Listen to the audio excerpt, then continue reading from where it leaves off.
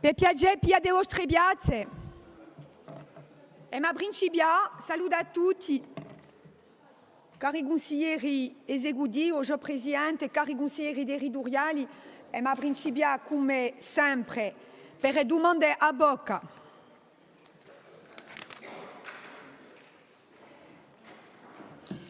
Première question orale qui sera posée par Jean-Martin Mondoloni pour Ronsoff concernant les infrastructures de gestion des déchets dans le cadre de la mise en œuvre du plan déchets.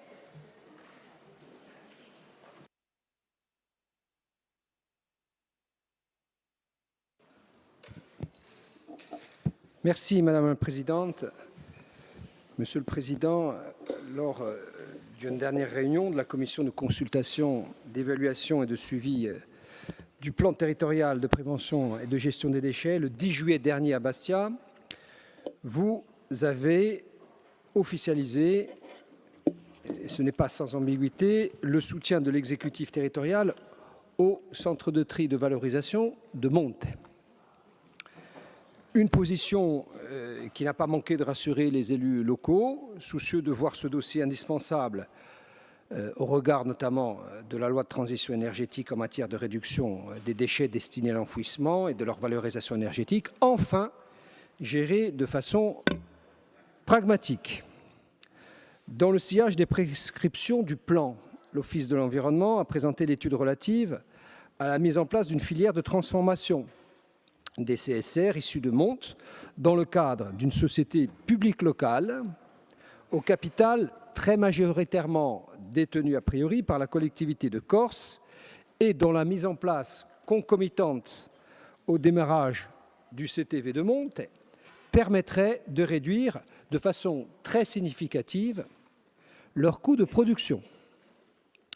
Vous avez également demandé à être associé au comité de pilotage du CTV du Grand Ajaccio, ce à quoi, naturellement, les élus du CIVADEC et de la CAPA présents se sont engagés.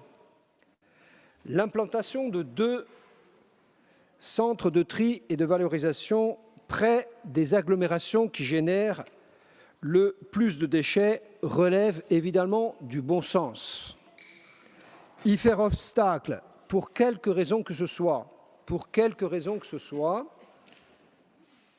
au CTV du Grand Ajaccio reviendrait à priver tout un territoire d'un exutoire et en condamner un autre, le Valink, à continuer à enfouir des déchets non triés, le tout dans un contexte de flambée de la fiscalité et des surcoûts intenables désormais pour les intercos.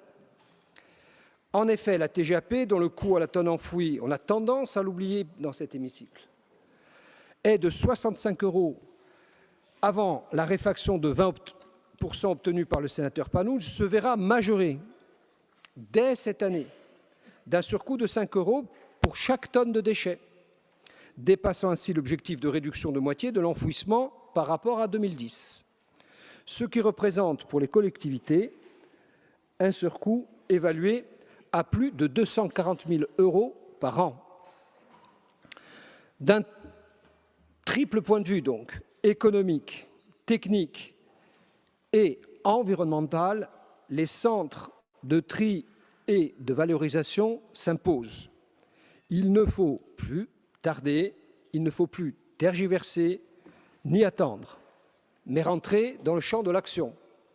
D'où notre question, Monsieur le Président, confirmez-vous devant cette Assemblée les 3 engagements que vous avez pris devant la commission du 10 juillet, à savoir votre adhésion sans ambiguïté au CTV de Monte, votre volonté de porter le projet de la construction de l'unité de traitement des CSR qui va avec, et votre participation active et constructive au COPIL du CTV du Grand Ajaccio. Les territoires du Fiumo, les territoires du Valink ont trop longtemps joué la solidarité en subissant les désagréments de l'enfouissement des déchets de toute la Corse, ainsi que les intercommunalités sont désormais en droit de savoir. Je vous en remercie. Donc, je me tourne vers l'exécutif. Guy Armanet, président de l'Office de l'environnement, va vous répondre. Alors, je crois que nous avions décidé, en commission permanente hier, que 2 questions successives étaient posées, puisqu'il y en a une qui traite aussi des déchets, abordée sous l'angle, par Louis Pozzodiborg, abordée sous l'angle de la pression touristique, mais néanmoins, c'est toujours une question déchets. Donc, Louis Pozzodiborg, monsieur le... Vous n'êtes pas d'accord? Ah ben c'est nouveau, alors parce qu'hier, il avait été convenu...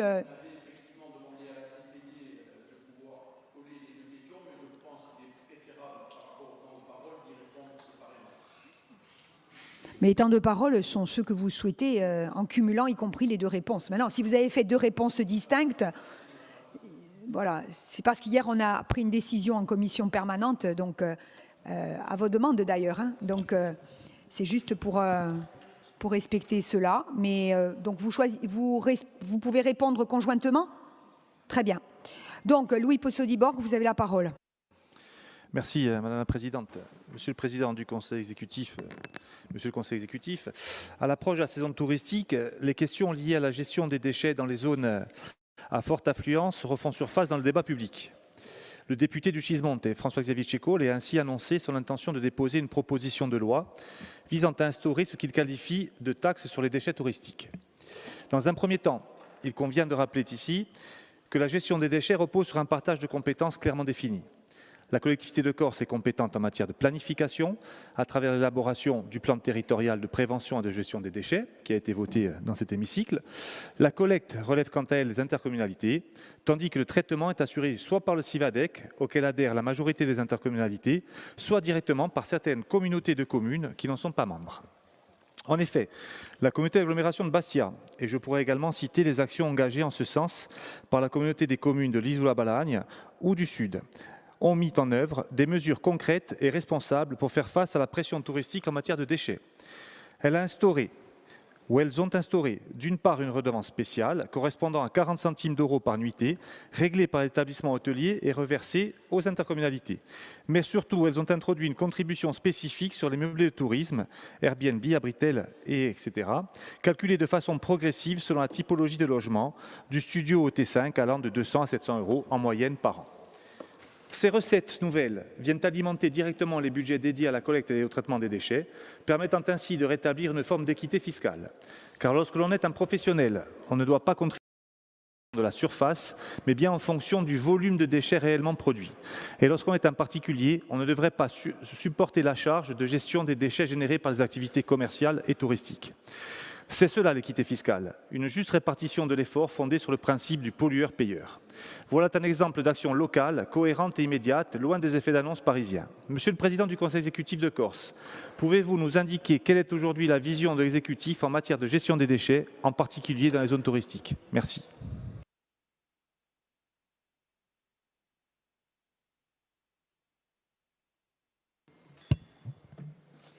Merci, monsieur le conseiller. Donc, je repasse la parole au président de l'Office de l'environnement pour un temps de parole donc équivalent à 2 réponses. Très bien, Rigardiabi, cara Présidente. Donc, je répondrai distinctement aux 2 questions et je commencerai donc par répondre au Sofiono, à Jean-Martin Mondolone, qui pose une question sur les infrastructures de gestion des déchets en Corse.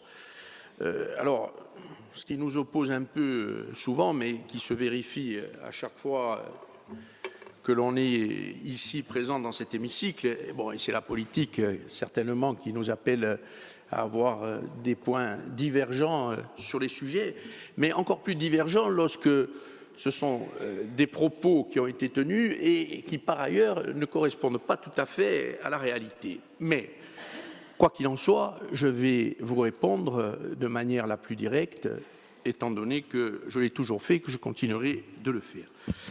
Donc, nous nous sommes effectivement rencontrés, et je vous remercie pour votre question, mais nous nous sommes rencontrés dans le cadre du suivi du plan, la commission de CCES. Et donc, cette commission qui s'est tenue à Bastia a permis non seulement de consolider les volumétries que nous avions préalablement définies dans le plan, elles nous ont permis aussi d'avoir un débat beaucoup plus général, et vous l'avez évoqué, et dans votre question, il y a 3 points auxquels je vais répondre très précisément. Et comme à chaque fois dans ce genre de réunion, le CTV de Monte s'est invité à la discussion et j'ai pris une position qui est toujours la même et qui est constante en la matière et qui a notamment été rappelée dans le communiqué de presse qui expliquait les raisons de notre absence à la cérémonie de pose de la première pierre qui en fait ne s'est pas tenue pour diverses problématiques. Alors oui, le plan territorial de prévention de gestion de déchets de la Corse, le PTPGD, approuvé le 24 juillet 2024, prévoit certes la possibilité de créer un tel centre. Et je le rappelle, indispensable pour sortir de la logique du tout enfouissement, ce que vous avez rappelé, et respecter les objectifs posés par la loi française européenne en la matière. Donc, il n'y a pas de discussion sur le sujet. Et je vais un pas plus loin, toujours dans le même axe. Ce centre doit nous permettre de détourner près de 60 000 tonnes de déchets de nos centres d'enfouissement et de les valoriser en Corse. Deuxième point très important, je le réaffirme ici. Mais le plan prévoit également, tant en son principe qu'en son dimensionnement, que cette création doit être intégrée dans une mise en œuvre globale. Et ce que j'ai rappelé au CCES. Nous avions appelé de nos vœux que cette politique globale qui prévoit plusieurs sous-chapitres soit intégrée et prise en compte non seulement par le CIVADEC, mais par l'État. Je les rappellerai brièvement. Diminution des entrants, soutien à l'économie circulaire, priorité donnée au tri à la source, le juste dimensionnement du centre de tri, la création de centres territorialisés des déchets résiduels non polluants, et notamment la création d'un nouveau centre, tel que celui de Palasque, la définition partagée d'une trajectoire budgétaire soutenable, tant pour les intercommunalités que pour les citoyens. Et aujourd'hui, ce n'est pas le cas, puisque, après Monte, le coût va continuer, et ce sont les services du CIVADEC qui donnent ces chiffres, de 3% par an après l'ouverture du centre. Donc, vous l'avez compris, le centre, nous avons défini une priorité dans le plan, elle se met en œuvre, mais il reste quand même un bout de chemin à parcourir, et par le CIVADEC et par l'État. D'ailleurs, à cet effet, la collectivité de Corse a également proposé, par exemple, le 23 janvier 2023, lors d'une réunion en préfecture, et je l'ai rappelé au CCES, entre toutes les parties, un conventionnement avec le CIVADEC pour assurer la cohérence des choix faits par celui-ci par rapport au PTPGD.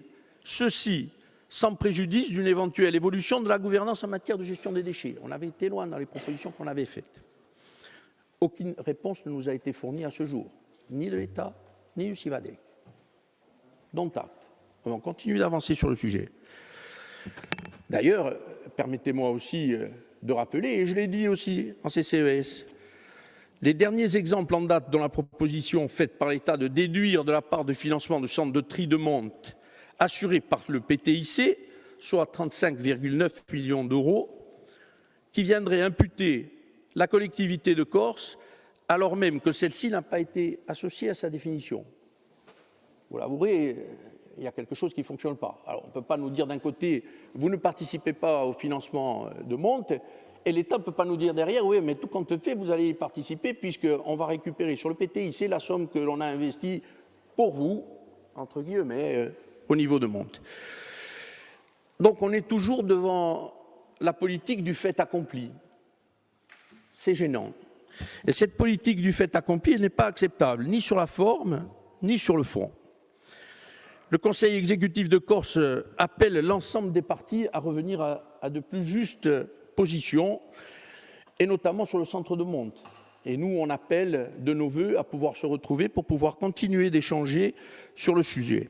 Et enfin, je terminerai en vous disant qu'on sera extrêmement attentif, notamment sur la partie rivière Gaulle et sur les terres agricoles qui sont autour, et on restera fortement impliqué quant au devenir de cet endroit. C'est le premier point. Sur la valorisation énergétique, on a évoqué bien évidemment le fait que et conformément à sa délibération de son conseil d'administration en date du 12 avril 2023, l'Office de l'environnement de la Corse pilote une mission d'assistance à maîtrise d'ouvrage visant à déterminer les possibilités de création d'une filière énergétique associant la biomasse issue des activités forestières et des CSR produits en Corse. Il y a en effet une double urgence à mener cette action. Certains financements européens et étatiques soutenant le projet public de ce type ne seront plus disponibles et ils ne seront plus disponibles au 15 septembre 2025. Donc oui, on est dans l'urgence. Oui, le rapport que j'ai présenté à la CCES atteste d'un accompagnement par notre AMO, le groupe Antea, en phase de finalisation, et nous serons à même probablement de présenter quelque chose de construit sur le sujet. Néanmoins, nous entendons et quelquefois partageons les oppositions, les craintes, les interrogations à ce type de valorisation et on en est tous bien conscients. Mais on rappellera aussi que cette obligation, elle est imposée par les textes et qu'on n'y échappera pas, puisque nous devrons effectivement nous acquitter de ce qu'il y aura à faire. Deux mots. Et je terminerai sur le dernier point, qui est le CTV d'Ajaccio. Mais deux mots pour en terminer. Ce projet sera porté sous le couvert d'une SPL, qui sera en charge en sa qualité de concessionnaire de l'ensemble de l'opération. Elle associera intercommunalité et communes d'accueil, sous le couvert d'une SPL, je le redis. Et enfin, ce sont bien évidemment les objectifs d'assurer la valorisation énergétique de 70% des déchets qui ne pourraient être valorisés sous forme matière. Donc, nous avons aujourd'hui un projet qui est ficelé et il est important de préciser que les compensations financières des coûts de production accordées par la Commission de régulation de l'énergie, la CRE, au projet de production d'électricité en zone non interconnectée, ZNI, font état d'un équilibre financier, voire d'un exercice bénéficiaire sur 30 ans. Donc la CRE garantit aujourd'hui un achat d'électricité à 280 € le kilowatt, qui nous fera être, dans cette disposition-là, excédentaire le laps du temps du projet, c'est-à-dire 25 ou 30 ans. Sur le CTV d'Ajaccio, CTV Monte, je l'ai évoqué. Sur celui d'Ajaccio, par le biais de la question que vous me posez, vous avez écrit que nous souhaitions être associés ardemment au projet. Ce sont les propos que vous écrivez dans la présentation que vous en faites. J'ai envie de vous dire, oui, bien sûr, on souhaite associer, mais je rappellerai en toute modestie que concernant ce projet du CTV d'Ajaccio, nous considérons que l'organisation du comité de pilotage qui s'est tenu le 18 juin entre l'État et la CAPA, sans avoir associé la collectivité de Corse et l'Office de l'environnement, le compte n'y est pas. Le compte n'y est pas. Donc, je ne sais pas comment nous devons traduire ce manque de concertation ou ce manque d'invitation. Mais sinon, un manque de défiance ou un manque de volonté de concertation nous appelle à émettre des réserves sur le déroulé du projet. Même s'il est inscrit au plan, j'ai le droit de le rappeler, c'est 1 ou 2 centres de tri et le plan fixe la règle et on n'y déroge pas. Mais je considère que dans la manière dont on s'y est pris, ça pose une incompréhension forte. Et je pense que l'approche n'est pas la bonne. Et je vous le dis très tranquillement, le compte n'y est pas. Et il n'y aura pas de Monte 2. Nous n'allons pas revivre ce que nous avons vécu. Et d'ailleurs, je crois même que la personne qui m'a interpellé au CCES évoquait une certaine cacophonie. Mais lorsqu'on parle de cacophonie, essayons de ne pas entretenir de choses qui pourraient être compliquées à gérer par la suite et par vous et par nous. D'ailleurs, je me ferai écho d'un courrier du préfet en date du 25 juin qui nous a alertés sur la saturation prévisible des capacités d'enfouissement en Corse du Sud à l'horizon 2031. L'installation de Viganel ne disposera à cette échéance qu'une capacité d'accueil de 25 000 tonnes. Donc, avant d'aller un pas plus loin et de projeter un autre centre de tri, peut-être que le préfet nous dit qu'il faudrait envisager peut-être un autre centre d'enfouissement de petite capacité, comme on les a définis, mais qu'il faudrait se mettre au travail pour y arriver. Et enfin, en toute modestie aussi, je rappellerai que si on considère que monte c'est 100 000 tonnes 30, si on considère que la valorisation c'est 30 000 tonnes, si je fais la simple addition, on va se retrouver autour de 130 000 tonnes. Et aujourd'hui, on a une production de déchets en Corse de 143 000 tonnes. Donc, il faudra peut-être étudier les choses, il faudra les mesurer, il faudra les poser. On va certainement parler de plus petites unités avec un flux entrant différent. Mais quoi qu'il en soit, ça se fera sur les bases d'une discussion saine et apaisée à tous les niveaux. Nous avons construit un plan, nous souhaitons le mettre en route et c'est ce que nous faisons, sans aucune ambiguïté. Mais nous demandons à avoir aussi la possibilité de participer à ce genre de choses et d'essayer de le construire. Donc voilà, je ne serai pas bien plus long. Juste un rappel sur les tonnages de la CCES, parce que c'était quand même l'objet du rapport. C'est 215 000 tonnes de déchets ménagers et assimilés que l'on produit aujourd'hui, 81 890 tonnes de DAE et 162 000 tonnes de DBTP. Donc voilà, juste ces quelques chiffres-là pour terminer mes propos. Aringra Diaby. Aringra Diaby. Présidente. Oui. 30 secondes. Attendez, 2 secondes, s'il vous plaît. Oui, votre temps de parole avait été complètement utilisé, donc vous n'avez pas droit de réponse. Je peux me servir de la jurisprudence Bénédette, s'il vous plaît. Avec calme, pondération et... 1 minute. Bien. Pour dire très simplement... 1 minute, hein. Très simplement et rapidement qu'au terme de cette réponse un peu dilatoire à laquelle je m'attendais, qui convoque en réalité, Président, plus d'éléments de forme que de fond. On ne comprend pas réellement si vous souhaitez être proactif sur Monte, concrètement, ou si vous continuez à pratiquer une espèce d'attentisme un peu sournois qui, ramené à l'urgence de ce sujet, finit par friser à l'irresponsabilité. Nous, vous le dites, vous êtes devant la politique du fait accompli, vous cultivez, et on le regrette sur ce sujet, la politique des projets inaboutis. Non. Je vous en prie. Madame la Présidente, je ne peux pas vous laisser dire ça. Vous mélangez les deux sujets. Sur Monte, j'ai été très clair. Il n'y a aucune ambiguïté à mes propos. Il n'y a aucune ambiguïté sur mes propos. Nous l'avons dit, nous l'avons répété, et vous avez fait allusion, notamment au CCES, d'une fin de phrase que le Président a pu dire dans son communiqué, dans notre communiqué que nous avions fait. Mais vous avez occulté toute la première partie qui consistait à dire ce que j'ai répété, que Monte faisait partie du PTPGD qui s'inscrivait dans une logique. Bon, donc, non, attendez. Et vous faites allusion sur le dernier point en disant vous continuez d'entretenir l'ambiguïté. Excusez-moi du peu, vous ne nous conviez pas à la première réunion sur le CTV d'Ajaccio. C'est votre choix. Mais qui entretient l'ambiguïté? La question est posée. Bien. Donc, la question suivante concerne le Conservatoire du Littoral et c'est Saverio Luciani. Non, scusatemi. Je n'ai pas répondu à Louis Pozzo-di-Borgo. Premier temps et deuxième temps.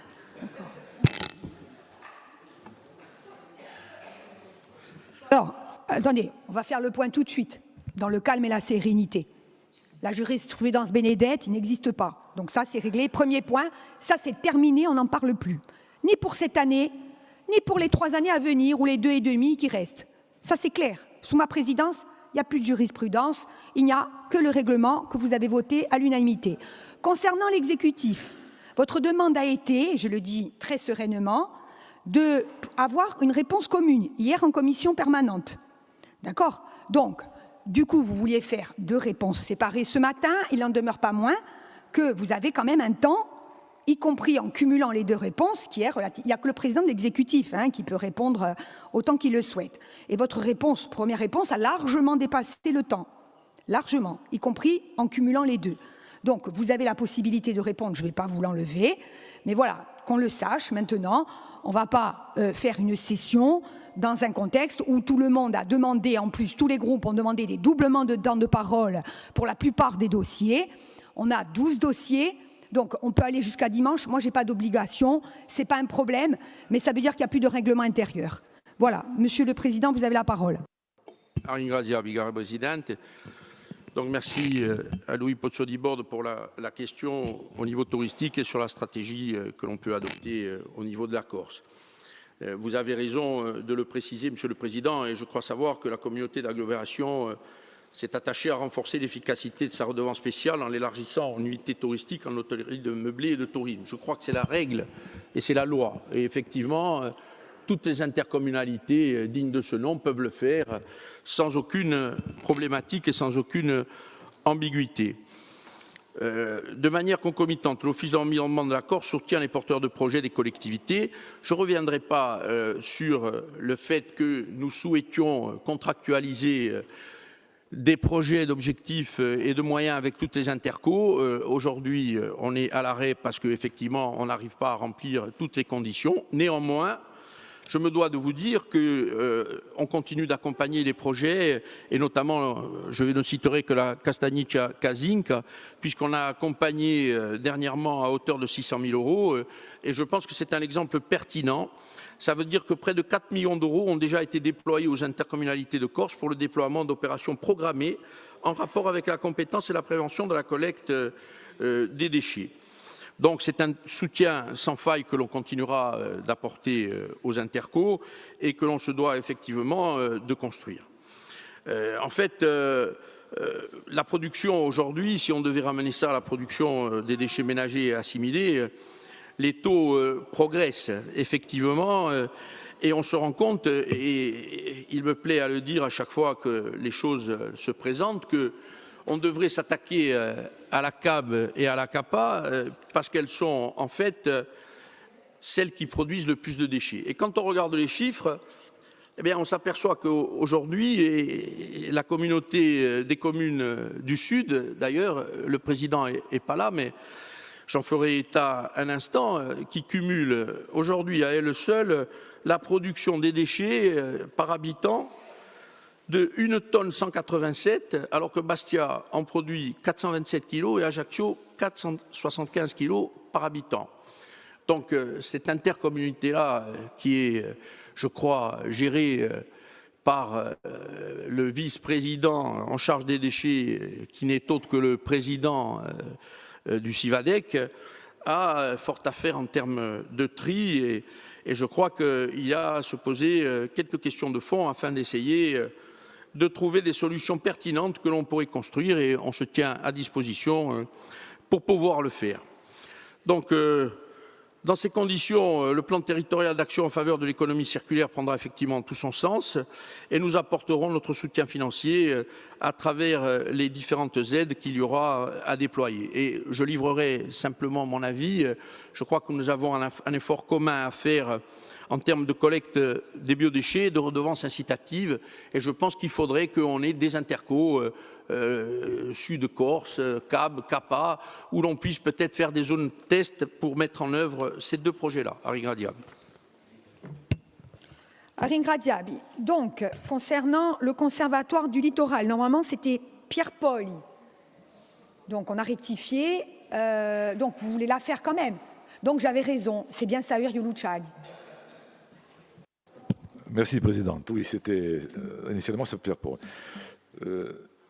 Monsieur le Président de l'exécutif, Monsieur le Président de l'Office de l'environnement de la Corse, le Conservatoire d'espace littoral et des rivages lacustres, communément appelé Conservatoire du littoral, a été créé en 1975. C'est un établissement public qui mène une politique d'acquisition foncière d'espaces naturels littoraux à des fins de conservation. La gestion des sites est par la suite confiée à des collectivités territoriales ou à des associations de protection de la nature qui ont pour mission de veiller à la protection et la sauvegarde de ce patrimoine paysager, naturel et environnemental. Propriétaire de 19% du littoral français, le Conservatoire du littoral protège en Corse près de 21 000 hectares répartis sur 62 communes pour un tiers du littoral de l'île. Pour la petite histoire, le plus grand site, tout territoire confondu, se trouve en Corse. Il s'agit du site des Agréades, en Cismonte, pour plus de 6 000 hectares protégés. La politique d'acquisition foncière de l'établissement en Corse est ainsi, elle sera renforcée d'ici 2050, ce dernier prévoyant ainsi d'acquérir plusieurs dizaines d'hectares supplémentaires, confirmant par là même son rôle clé dans la lutte contre la pression foncière et la spéculation immobilière. Or, l'organisme et ses missions de service public sont aujourd'hui menacés. En effet, le projet de loi de finances 2026 envisage la fusion ou suppression de près de 30% de ces agences ou organismes consultatifs, le Conservatoire du littoral étant malheureusement concerné par ces perspectives de coupe budgétaire. À l'heure où on fête les 50 ans de cet acteur prépondérant dans la lutte contre l'urbanisation et la privatisation de nos côtes, de nombreux élus, maires, présidents d'interco, associations des élus du littoral, mais encore d'associations scientifiques ou experts, s'indignent d'une telle éventualité et se mobilisent, réaffirmant l'impérieuse nécessité de pérenniser le Conservatoire du littoral, de consolider ses missions et ses moyens d'intervention. Aussi, Monsieur le Président de l'Office de l'environnement de la Corse, il est évident qu'en tant que nationalistes corse, nous nous inscrivons dans une perspective historique dont les engagements militants, les sacrifices et les combats accompagnent le toujours de notre démarche politique. Nous refuserons sans réserve, comme tant d'autres, la suppression de cet organisme. L'inquiétude est sur nos tables et le risque de fusion ou de disparition de l'établissement présente une menace immédiate pour notre terre et notre patrimoine. Quelles seraient alors les solutions, au-delà des discussions institutionnelles actuelles avec l'État, qui peuvent laisser présager notamment une autre organisation, concernant donc l'exercice effectif des compétences et missions du Conservatoire du littoral, ainsi que concernant l'avenir, bien entendu, de tous ces agents. Je vous remercie. Donc, c'est de nouveau le président de l'Office de l'environnement qui va vous répondre. Ringraziavi, cara Presidente, ringraziavi per la vostra domanda qui mi pare assai importante. En préambule de mes propos, permettez-moi de rappeler, vous avez fait référence aux 50 ans de vie du Conservatoire du littoral. J'aurais voulu attirer aussi, puisque le mois prochain, ça sera les 50 ans d'Aléria. Et comme l'histoire se répète souvent, je vais faire référence à Edmond Simeoni. Edmond Simeoni disait dans un tweet de février 2018, il écrivait ces mots. Comme pour les forêts, demain pour les citadelles et pour la liberté, un jour l'État devra nous rendre toutes les terres du Conservatoire du littoral. 18 000 hectares pour 200 km de littoral. Un bien qui est considéré inaliénable et nous partageons bien évidemment ce point de vue. Je referme cette parenthèse. Mais tout ça pour vous dire que, bien sûr, que nous n'avons pas le droit d'abandonner le Conservatoire du littoral au milieu du gué. Vous avez évoqué les deux axes, et notamment le premier qui consiste à dire on est défavorable à ce qu'il disparaisse, parce que la Corse, de tout temps et de tous les combats, vous l'avez rappelé, la défense de notre terre et de notre littoral sont importantes et on ne peut pas abandonner ni les agents, ni les personnels, ni l'institution. Donc on est bien évidemment contre le fait qu'il soit absorbé par l'OFB. C'est le premier axe. Donc on se tiendra effectivement extrêmement proche de la situation.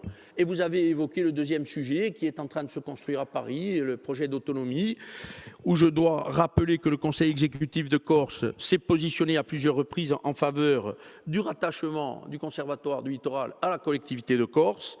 Et dans une délibération, notamment l'Assemblée de Corse, qui est celle de l'autonomie, du 5 juillet 2023 que je rappelle, ou encore en séance du 22 septembre 2024, à l'occasion de l'approbation de la Convention cadre des partenariats. Et si ma mémoire est bonne, Paul-Félix Benedetti avait fait une intervention ce jour-là en évoquant le sujet et en disant pourquoi ça ne revient pas directement à la collectivité de Corse. On s'inscrit pleinement dans cette logique-là et on sera extrêmement attentif et on ne laissera pas, bien évidemment, le Conservatoire du littoral disparaître sans que l'on soit actif, voire interactif sur le sujet. Aringra Diaby. Aringra Diaby, je n'ai pas pour habitude de commenter ni les questions ni les réponses, mais je souhaiterais, en ce moment précis de remise en cause du Conservatoire du littoral, rappeler tout le travail remarquable qui a été réalisé par le Conservatoire du littoral pour la protection de nos côtes, de l'espace terrestre, mais aussi de l'espace marin le plus proche. Et je voudrais rendre hommage à ces personnels qui souvent sont très exposés aussi. Rendre hommage, c'est déjà considérer peut-être qu'il ne sera plus là et je n'ose l'imaginer. Donc il y a encore beaucoup de travail à faire et je crois qu'aujourd'hui encore plus qu'hier, la préservation de notre littoral qui nous est très envié par ailleurs mérite notre plus grande attention. Merci. Donc nous passons maintenant à la question suivante qui est complètement différente. Postu di una domanda boca cada parla di IVIP. Onde sono passati I soldi di IVIP. Serena Battistini, la parola. Per Corinne Fronte. Ringraziare. Signor Presidente, Corinne Fronte, par son action le 25 juin 2025, a dénoncé les pratiques de Vatel Capital, de ses dirigeants et de leurs prête-noms locaux. Depuis plusieurs années, ce fonds d'investissement s'accapare du foncier et des biens immobiliers en Corse par des pratiques opaques, contestables et cumulant des avantages au nom de la Corse et des Corses. Vatel, comme tous les FIP Corse, font bénéficier leurs souscripteurs d'avantages fiscaux généreux au nom de la Corse, 30% actuellement, 50% précédemment. Les gestionnaires de Vatel investissent ces fonds dans des sociétés en visant des projets à très forte pondération immobilière, hôtels, résidences, EHPAD. Ces investissements bénéficiant du crédit d'impôt Corse, ils récupèrent 30% des investissements de l'immobilier, ce qui représente des millions d'euros parfois. Mais Vatel va plus loin. En surinvestissant les projets, il détourne l'esprit des FIP qui impose une limitation de 30% par fonds dans un projet. En cumulant plusieurs fonds, jusqu'à 3, ils deviennent ainsi ultra-majoritaires. Le système leur a également permis d'investir directement dans 4 entreprises sans porteur de projet, juste avec une complicité sur place. En qualité de sachants, ils ne sont pas sans savoir que les entrepreneurs ne pourront pas rembourser les projets car les taux d'intérêt des fonds écrasent la rentabilité d'un projet malgré les crédits d'impôt. Vatel accuse les chefs d'entreprise d'incompétence et que les règles étaient connues. Alors pourquoi ce phénomène de dépossession se démultiplie? Ainsi, une dizaine d'entreprises sont passées sous leur contrôle et une dizaine d'autres sont menacées à court terme. Pour cette gestion, les FIP perçoivent une rémunération de 3,5% sur les fonds investis, en tout uniquement pour Vatel. Ce sont plus de 185 millions d'euros levés et investis. Rien qu'en tant que gestionnaire, sans retour sur investissement, les bénéfices générés sont énormes. Les chefs d'entreprise corse ne sont là que pour leur obtenir des permis de construire et les insérer dans leur environnement. Une fois le projet terminé, la prédation commence et les contraintes et les taux travaillent.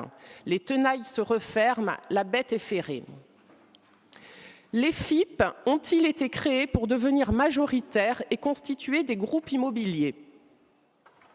Que vont devenir tous les actifs que les fonds gérés par Vatel possèdent? Pourquoi bénéficient-ils des crédits d'impôt Corse sur des fonds déjà défiscalisés? Et pendant que la région dépasse les 1 000 millions d'euros de dettes, il est possible qu'à eux seuls, les coûts des FIP en 20 ans représentent 20 à 30% de la dette de la Corse. Pouvez-vous saisir, au nom de la collectivité, l'autorité des marchés financiers pour faire cesser les agissements de ce groupe prédateur? Pouvez-vous, à minima, rompre tous les partenariats hôteliers de la CDC, des satellites de la CDC, des structures financées directement par la CDC avec les établissements devenus propriété de Vatel Capital? Arringradiabi. Arringradiabi. Allora, di Gilles Giovanangeli, o presidente di LADEC, chi va da risponde. Arringradiabi, Madame la Présidente. Madame la conseillère, d'abord, deux thématiques qui seront abordées aujourd'hui sur l'investissement des entreprises.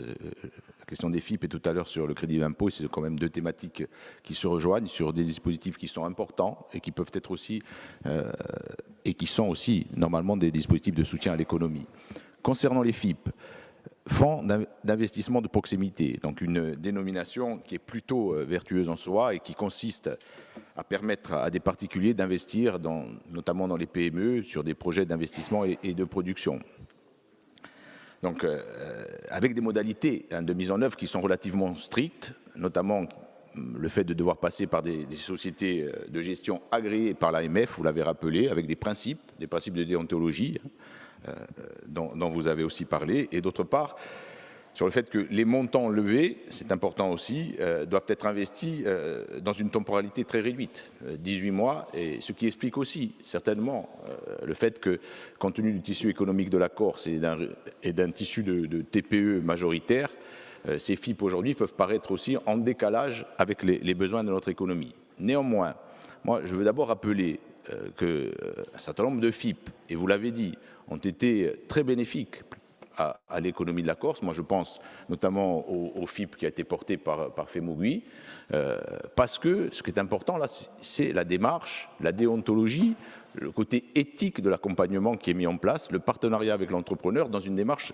d'accompagnement financier, qui se fait aussi, bien sûr, en relation avec la place bancaire, et qui démontre, je ne vais pas citer d'exemples, mais on pourrait en citer d'entreprises qui ont une belle réussite grâce à l'intervention des FIP. Mais ça, c'était pour la première génération, j'ai envie de dire, de FIP. Et après est arrivée une deuxième génération collée à un modèle aussi, à un phénomène de spéculation accélérée, notamment à partir des années 2010, où on retrouve une dérive de ces outils-là, majoritairement, et vous l'avez aussi rappelé, gérés par des sociétés extérieures. On se retrouve effectivement dans une vision spéculative, prédatrice, souvent de l'économie, en utilisant aussi des démarches opaques, relativement opaques, et qui manquaient notamment de loyauté, qui ont profité, y compris de la méconnaissance des entrepreneurs, avec des systèmes de coûts exorbitants, que ce soit des coûts de gestion, des intérêts et des coûts de sortie. Avec en plus des TPE, dont je vous disais précédemment, qui portent des projets d'investissement qui généralement doivent s'amortir sur un temps long, excédant largement le temps d'intervention des FIP qui est lui de 8 ans et qui devrait normalement financer des investissements de plus court terme. Tout cela conduit aux difficultés que vous avez citées, à savoir qu'on se retrouve avec des entreprises qui ont du mal à la sortie du fonds à rembourser le capital investi, qui ont payé des intérêts et des coûts de gestion relativement lourds et qui donc, en quelque sorte, ont à payer 2 fois l'intervention du FIP sur le projet d'investissement et qui se retrouvent, pour certaines d'entre elles, en situation de dépossession de leur entreprise. Donc, c'est une démarche qui est absolument condamnable aujourd'hui. Vous avez cité l'investissement dans l'immobilier touristique notamment, et on le voit de manière fréquente, mais aujourd'hui on se retrouve aussi face à un problème qui est en train, y compris désormais, de toucher les terres agricoles, les terres à potentialité agricole. C'est pour cela que vous vous rappelez qu'avec un certain nombre d'entre vous, nous étions à Patrimoine il y a quelques semaines pour soutenir un agriculteur qui était dans cette situation. Comment peut-on sortir de cette situation? Alors vous avez raison, on saisira l'AMF, mais là aussi avec un principe de réalité et de réalisme, mais il faut absolument le faire compte tenu de ce que nous considérons ensemble à des manquements à la déontologie. Mais en même temps, nous avons travaillé et nous continuons à travailler avec l'ADEC, avec l'ATC, avec l'ODARC, à l'identification des entrepreneurs qui seraient aujourd'hui en situation de difficulté, pour mettre en place, en relation avec les chambres consulaires, avec les experts comptables, avec la place bancaire, des solutions, bien sûr, de financement pour éviter le phénomène de dépossession et de prédation de ces entreprises. Enfin, je terminerai par vous dire que, vous le savez, c'est un sujet que nous avons abordé, la question de la création d'une banque publique d'investissement corse, qui doit être pour nous le levier qui permettra de trouver une solution à l'investissement corse, notamment par la captation de l'épargne corse. Mais ça doit se faire aussi, et on pense que ça doit se faire aussi, dans une logique de règles édictées, et c'est pour cela que l'autonomie, la démarche d'autonomie opérationnelle sur des questions comme le financement et la fiscalité aujourd'hui de l'entrepreneuriat est essentielle dans la démarche que nous portons. Je vous remercie. Ringraziati. Oggi una domanda che deve essere fatta da Fapobulu, non so mica uguale, non c'è un rapporto dell'UNESCO. Antonia Luciani, avez la parole. Merci Madame la Présidente. Monsieur le Président de l'Office de l'Environnement, il y a quelques jours, un article de Corse Matin titrait « L'UNESCO met la pression sur la Corse » à propos donc du golfe de Porto et de la réserve naturelle de Scandola. Il y est fait état d'une menace imminente d'inscription du site de Scandola sur la liste du patrimoine mondial en péril, avec tout ce que cela impliquerait en termes d'image, de responsabilité et de défiance envers la gestion insulaire. Alors je sais que des mesures concrètes de préservation, de régulation et de concertation ont été engagées par l'Office de l'Environnement ces dernières années, mais également en lien avec les communes ou encore le parc et les socioprofessionnels. Nous avons d'ailleurs eu l'occasion d'en parler récemment lors de l'examen du projet de décret. Pour autant, les inquiétudes demeurent, alimentées par des prises de position nationales ou médiatiques, et de nombreux Corses s'interrogent aujourd'hui légitimement sur le devenir de ce site emblématique en termes de maintien de la biodiversité, de préservation de l'environnement, mais également de régulation de la fréquentation.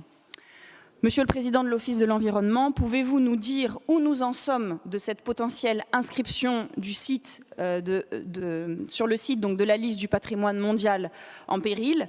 Pourriez-vous nous rappeler également les actions concrètes qui ont été mises en place, mais surtout nous dire si vous comptez les renforcer afin de garantir la préservation du golfe de Porto. Cela permettrait de rassurer les partenaires internationaux, mais aussi l'ensemble des Corses très attachés à ce site patrimonial et à cette reconnaissance de l'UNESCO, ainsi que les habitants des villages de la région qui aujourd'hui s'interrogent sur le devenir de la réserve de Scandola. A ringraziarvi. A ringraziarvi di Presidente dell'Ufficio dell'Ambiente chi va a rispondere. A ringraziarvi, cara Presidente. A ringraziarvi di nuovo per questa domanda a bocca che mi pare assai importantissima di voi spiega oggi d'enesimo e cosa noi vogliamo fare. Je commencerai par le début. Et j'ai en ma possession le rapport de l'UNESCO qui a fait tant de débats et il est... Alors, j'aurais Xavier Luciani parce que j'ai vu qu'il avait communiqué, qu'il avait fait un petit tweet un peu humoristique entre Scandalo et Scandola. Et je connais votre préférence et votre habitude pour ces choses-là, donc je l'ai pris avec beaucoup de recul et avec beaucoup d'humour. Mais néanmoins, on se parle ici d'affaires très sérieuses et année d'inscription sur la liste du patrimoine mondial en péril, néant. Voilà. Donc après, je m'interroge souvent des fois de comment est-ce qu'on peut, d'un rapport qui nous inquiète, bien sûr que Scandale nous inquiète, bien sûr que l'UNESCO nous inquiète, même si ce sont deux choses complètement différentes. Mais oui, on est très inquiet. Mais je me demande quel intérêt on a à rajouter de l'huile sur le feu sur des sujets comme ça, alors qu'il n'y a pas vraiment la nécessité de le faire. Mais bon, ça appartient au domaine du journalisme et de la politique certainement. Mais je vais vous répondre de manière très pragmatique. Oui, c'est un emblème pour la Corse, oui, c'est un sujet préoccupant, oui, on doit travailler d'arrache-pied. Mais qu'en est-il vraiment sur ce site? Il n'y a aucun plan de gestion depuis 2012. Depuis 2012. La directrice de l'UNESCO, Madame Azoulay, est donc venue nous rencontrer en mars 2023 et nous avons mis avec elle en place un plan d'action que je vais d'ailleurs décliner tout ou partie, mais qui consistait à mettre en route rapidement et de construire les choses comme elle nous l'avait demandé. Donc, bien évidemment que les vifs débats médiatiques qui ont depuis des années alimenté Scandale, on sait très bien la fréquentation touristique, les bateliers, les balbuzards, je vous en passe, c'est les meilleurs. Mais de manière très claire, Scandale, le gestionnaire, c'est le parc. L'UNESCO, c'est l'Office d'environnement. Voilà, je pense qu'il faut dissocier les choses, il faut être très clair. Néanmoins, l'Office de l'environnement se doit d'avoir un regard extrêmement attentif sur Scandale, et c'est ce qu'il fait. Donc, même si ce sont deux choses dissociées, on doit les construire et les mener de front. Qu'est-ce qu'on a fait? Suite à la venue de Madame Azoulay, qu'est-ce que la collectivité de Corse, via l'Office de l'environnement, a fait? 3 objectifs. 1, la révision du décret. 2, la création de la réserve naturelle de Corse. Et 3, la consolidation de l'ensemble des dispositions au sein du plan de gestion du site de l'UNESCO. Premier point, ce n'est pas l'État qui a demandé la révision du décret, c'est l'Office de l'environnement. C'est une délibération de l'Assemblée de Corse qui a demandé à l'État de réviser le décret. Il faut le dire et le marteler et le répéter. C'est de notre initiative. Donc, l'enquête publique qui s'est organisée en début d'année 2025 a confirmé la justesse de notre position unanime de l'Assemblée de Corse, exprimée dans sa délibération du 28 février 2025. L'avis favorable rendu en avril recommande explicitement l'intégration de nos propositions, notamment sur la protection renforcée sur les nids de balbuzards. On a été plus loin que le décret, et je le dis et je le redis à cette Assemblée, et nous avons instauré de fait des licences et des quotas pour les activités commerciales sur le secteur. Deuxième point, création de la réserve naturelle maritime de Corse, qui nous était demandée aussi par l'UNESCO. Dès juillet 2020, notre Assemblée a acté la création d'une réserve naturelle de Corse. Elle est en route. J'espère que nous l'approuverons ensemble avant fin 2026, de manière très concrète. 70 000 hectares. 70 000 hectares. Donc c'est un acte de maîtrise politique et pour le concrétiser, l'Office de l'environnement a bien sûr mis en route une méthode et je salue le travail des équipes de l'Office de l'environnement et des différents comités de pilotage qui se sont tenus notamment avec les maires, je crois qu'on en est à 6 sur zone, où nous avons rencontré les maires et tous les acteurs professionnels et les activités de pleine nature également. Il a été acté des règles de limitation des usages. À ce titre, nous avons sans délai mis en place une mesure transitoire pour la saison 2025 en attribuant des fanions d'identification aux socioprofessionnels qui se sont acquittés de la taxe Barnier en 2024. Nous allons éviter les effets d'aubaine et les effets de bord. Parce que comme on sait que dans la construction pour l'obtention d'une licence, il faudra être à jour de sa taxe Barnier de 2024, ceux de 2025, il ne pourra pas y avoir de création de société en 2025 pour pouvoir obtenir une licence. C'est bordé, les fanions seront distribués avant la fin du mois d'août. Troisième point, la consolidation de l'ensemble des dispositions au sein du plan de gestion du site UNESCO. Entre 1983 et 2019, le site UNESCO n'avait pas de gestionnaire désigné. C'est l'Office de l'environnement, par convention signée avec l'État, qui en est devenu attributaire. Cette convention a d'ailleurs été dénoncée l'année dernière, puisque l'État, en quelque sorte, fixait les règles et la collectivité de Corse investit pour le titre du patrimoine mondial de l'UNESCO. Nous disons L'État met 1 au pot, la collectivité de Corse met 1. Et nous devons travailler de concert pour que les choses fonctionnent ainsi. Tous les éléments que je suis en train de vous donner ont été transmis à l'UNESCO en ce début de juillet 2025 pour témoigner de tous les avancements et ils ont été repris dans le rapport qui a été rendu par l'UNESCO en 14 points. Je ne vais pas tous les reprendre, ça sera trop long, mais vous dire que nous accueillerons avec plaisir une mission conjointe d'experts internationaux et de l'UNESCO à l'été 2026, afin qu'elle puisse se rendre véritablement compte de la situation sur le terrain et de les efforts déployés pour subvenir à nos fins sur le secteur. Pour conclure, si le bien n'est pas inscrit à la liste du patrimoine mondial en péril, et je viens de vous en donner lecture, les inquiétudes sont légitimes. On ne va pas faire comme s'il ne se passait rien. Le travail est devant nous. Nous devons l'accélérer, l'accentuer. Et non seulement nous devons le conforter, mais je vous rappelle que nous avons comme objectif de récupérer aussi le label de Berne qui a été perdu maintenant il y a quelques années à Ringradiabi. A Ringradiabi. Oggi adesso una domanda a bocca nanta a piazza di Deridori, unde a Brusima Architettura Istituzionale di Agorsiga. C'est Madame Paul Casanova Nicolai pour Ronsofio. Je vous remercie. Monsieur le Président, depuis plus de 3 ans maintenant, nous sommes engagés dans un processus de discussion avec l'État pour la dévolution d'un nouveau statut. Si la collectivité de Corse, à la fois région et département, et à statut particulier, est l'interlocutrice privilégiée du gouvernement, elle n'est pas, comme on se plaît à le dire, une collectivité. Il faut également tenir compte des 360 communes et 19 EPCI qui composent notre île.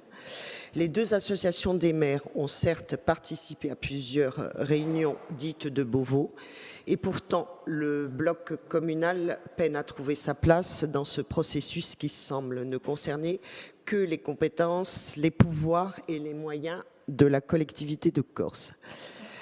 Alors, l'Association des maires de Corse du Sud a produit il y a quelques mois une contribution visant à permettre aux territoires ruraux de s'insérer dans la démarche. Contribution qui envisageait notamment un plan de rattrapage rural pour que des investissements soient ciblés sur les infrastructures, la santé, l'éducation et les mobilités rurales, via la mise en place d'un fonds insulaire de péréquation alimenté notamment par les ressources nouvelles que l'on espère dans le cadre du nouveau statut, tout comme la création de 2 ou 3 pôles ruraux par parallélisme des formes avec les 2 statuts de métropole qui s'esquissent pour Ajaccio et Bastia.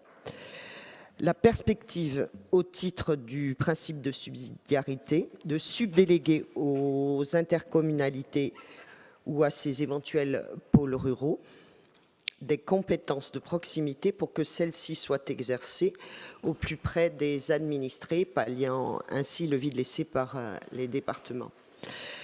Également, la restauration de la clause de compétence générale pour les communes de Corse, la création d'une fiscalité adaptée et spécifique aux territoires ruraux avec des exonérations ciblées visant à soutenir l'investissement local et enfin, l'inscription dans la future loi organique d'un droit fondamental d'accès aux services publics essentiels sur tout le territoire insulaire.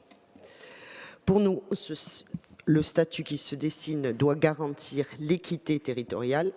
Si le pari du contrat avec les territoires n'est pas pris dès le départ, il est voué, bien sûr, à l'échec. L'objectif doit être idéologique, ne doit pas être idéologique, mais avant tout opérationnel.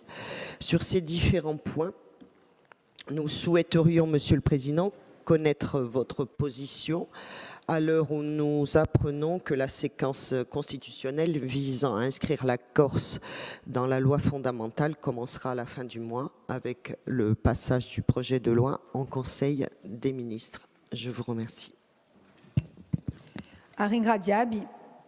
Allora, collega da risponde a Mama Casanova avete la parola, Monsieur le Président. Bonjour Madame la Présidente, Mesdames et Messieurs les conseillères et conseillers de l'Assemblée de Corse, Madame la conseillère, vous avez raison, la question de la place des territoires ruraux, notamment des territoires de montagne et de l'intérieur, est une préoccupation centrale à aborder dans le cadre du futur statut de la Corse. L'autonomie que nous on défend, que nous appelons de nos vœux, ce n'est pas celle de la collectivité de Corse. L'autonomie que nous défendons, c'est l'autonomie de la Corse et donc de l'ensemble de ses territoires. Elle prend donc nécessairement en compte les 360 communes, les 19 intercommunalités et va, bien sûr, bien au-delà. L'autonomie que l'on prône, ce n'est pas une autonomie de façade qui se résumerait finalement à une recentralisation technocratique de l'ensemble des compétences, par exemple, et des moyens sur une collectivité, ou encore même à une réorganisation administrative qui voudrait que les deux communautés d'agglomération actuelles, légèrement étendues, deviennent des métropoles, laissant finalement de côté, au bord de la route, la quasi-totalité des territoires de l'intérieur et de montagne. J'avais même parlé de deux super entités qui regrouperaient l'ensemble des richesses ou la quasi-totalité des richesses et du développement économique de l'île et de l'autre côté, un no man's land au centre de la Corse. Je rappelle d'ailleurs que la volonté du Conseil exécutif, c'est de soutenir et de continuer à soutenir les territoires les plus fragiles au travers de sa politique d'aide aux communes, qui n'a pas d'équivalent en France, c'est un choix politique. Et le statut d'autonomie, il intégrera forcément le bloc communal, puisqu'il est au cœur, vous l'avez rappelé, de la démocratie locale et de l'histoire de notre île. Donc on parle de la future architecture institutionnelle. On aura bien sûr à réfléchir à une nouvelle architecture institutionnelle, d'autant plus si demain la compétence permettant, je dirais, de ce découpage administratif est confié à la collectivité de Corse. On aura à en discuter ensemble et on aura à en discuter, bien sûr, avec les principaux concernés, les maires et les présidents d'intercommunalités. Je pense qu'il y a trois principes qui peuvent guider ce nouveau pacte avec les territoires. Premier principe, réfléchir sur l'exercice des compétences. Aujourd'hui, je l'ai dit, l'échelon communal, c'est un échelon de proximité indispensable. Pour autant, on voit bien que, si on regarde la carte intercommunale, je crois que c'est partagé par de nombreux élus, elle est aujourd'hui peu cohérente, elle a été construite sur une logique purement démographique, elle nous a été imposée d'en haut, sans prise en compte des réalités historiques, culturelles, économiques de nos territoires. Beaucoup de PCI aujourd'hui peinent à exercer leurs compétences. On le voit ne serait-ce que sur la compétence de prévention et de lutte contre les incendies, une compétence pourtant essentielle. Nous devons donc réfléchir aux difficultés liées à l'exercice et à l'enchevêtrement des compétences, notamment sur les compétences partagées. Concernant la clause de compétences générales, on va être clair sur le sujet, c'est l'objet de votre question, elle doit être préservée. Pour les communes corses, elle leur garantit une capacité minimale à agir. On pourrait imaginer aussi que l'aménagement du territoire relève de la collectivité de Corse, mais que sa mise en œuvre opérationnelle, notamment dans l'intérieur et en montagne, pourrait être contractualisée aux intercommunalités et aux communes. Il en va de même pour les politiques sociales, de gestion de l'eau. Je rappelle le combat qu'on a mené pour que la compétence eau puisse continuer à être exercée par les communes. Et donc, et surtout que les communes puissent être dotées de compétences réelles et des moyens associés. Vous le savez, sans ressources, il n'y a pas de pouvoir. Donc ce pacte avec les communes, c'est le deuxième principe, elle doit se faire dans le cadre d'une logique de péréquation alimentée par des ressources nouvelles lié à un nouveau pacte fiscal et financier avec les territoires. C'était d'ailleurs l'objet de la déclaration que j'ai récupérée, la déclaration solennelle, signée notamment par les présidents des 2 associations des maires, le 23 février 2024, qui prévoyait expressément les modalités de transfert à définir dans le cadre d'un nouveau pacte budgétaire et fiscal financier à conclure avec l'État en associant les communes, les intercommunalités et bien sûr en disposant au préalable des données de l'État qu'on attend toujours sur notamment les recettes et les dépenses. Donc une fiscalité qui soit adaptée aux réalités rurales. On pourrait imaginer par exemple des exonérations pour soutenir l'investissement des entreprises ou encore pour les ménages qui font le choix courageux de s'installer dans l'intérieur. Et enfin, troisième principe, le droit d'accès aux services publics essentiels. Donc, cela signifie un maillage effectif de santé, de mobilité, d'accès à l'eau, de numérique. Et pour ça, il faudra probablement un plan d'investissement supplémentaire, exceptionnel, notamment pour rattraper les retards infrastructuraux dans de nombreux territoires. Madame la conseillère, vous l'avez compris, l'enjeu n'est pas seulement institutionnel, il est éminemment politique. La future autonomie de la Corse, ce n'est pas l'autonomie d'une collectivité, d'une entité administrative isolée, c'est celle d'un peuple organisé en collectivité, solidaire et fier de leur richesse et de leur diversité. Un ringraziabi. Un ringraziabi. Alors, le sujet suivant est celui qui concerne l'énergie. Question qui sera posée de nouveau par Saïr Luciani. Merci, Présidente. Monsieur le Président de l'exécutif, Monsieur le Président de l'Agence de l'urbanisme et de l'énergie, comme tous les ans, en tous les cas depuis quelques années, la Corse va être confrontée à des pics de consommation électrique en haute saison, liés à la pression démographique, bien sûr, à l'afflux touristique important, couplé à la hausse constante, année après année, de la population résidente. À cela, il faut ajouter le réchauffement climatique. Et ce contexte donc, nous conduit tout naturellement à une sollicitation toujours plus accrue des systèmes de climatisation qui sont particulièrement énergivores. Cette surconsommation à très court terme, si l'on prend en compte la puissance disponible sur l'île à cet instant, elle fait courir un risque de coupure de réseau, voire on peut penser même à un blackout général, tel que ce vécu parfois localement dans un passé récent. Je ne me rends pas aux épisodes espagnols ou portugais, qui sont un peu dans le même genre de circonstances. La direction d'EDF, dans une communication de fin juin, à l'instar d'ailleurs de celle de 2024, se veut rassurante, mais pas tant que ça, expliquant qu'une marge de secours est prévue, surtout à base de groupes électrogènes, mais incite tout de même les usagers à limiter la consommation entre 19h et 21h. Une application est d'ailleurs mise en service depuis. En outre, dans ce trépied énergétique corse, une partie de la production électrique provient des 4 barrages et est liée à l'utilisation de la ressource en eau. Son usage ne se limite pas à cette production, vous le savez, mais regarde également l'irrigation agricole avec les droits d'eau de l'office hydraulique sur ces barrages et l'alimentation ici ou là en eau potable, notamment dans les régions de Balagne, Ajaccio et Bastille. Dans un contexte de changement climatique aggravant, cette gestion devient problématique en période d'étiage et de période de sécheresse répétée. Elle relève désormais d'un véritable numéro d'équilibriste, je parle pour EDF bien sûr, au nom de la garantie de l'accès à l'eau pour tous, dans les moments de pic de consommation qui sont eux-mêmes sujets à se démultiplier dans un avenir très proche.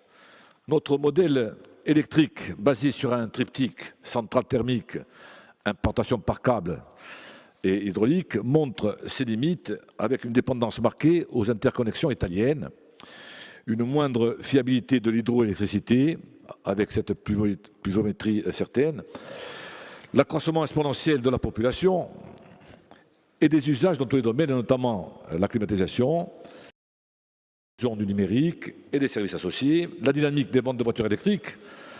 Je prends par exemple l'Allemagne, plus de 35% au cours du premier semestre 2025 et plus 57% en Italie. L'obligation légale de décarboner les mobilités lourdes, l'obligation aussi d'électrifier les navires à quai et pour finir, la sortie du gaz pour 16 000 abonnés à Ajaccio et 12 000 à Bastia qui passeront donc à l'électricité. À ce stade, après ce rappel plus ou moins rapide, il paraît indispensable d'aborder l'aspect démographique car l'évolution de la population permanente corse est aussi à prendre en compte de manière urgente car au-delà de l'afflux incontrôlé, cela engendre évidemment des demandes et des besoins toujours plus importants au fil des ans.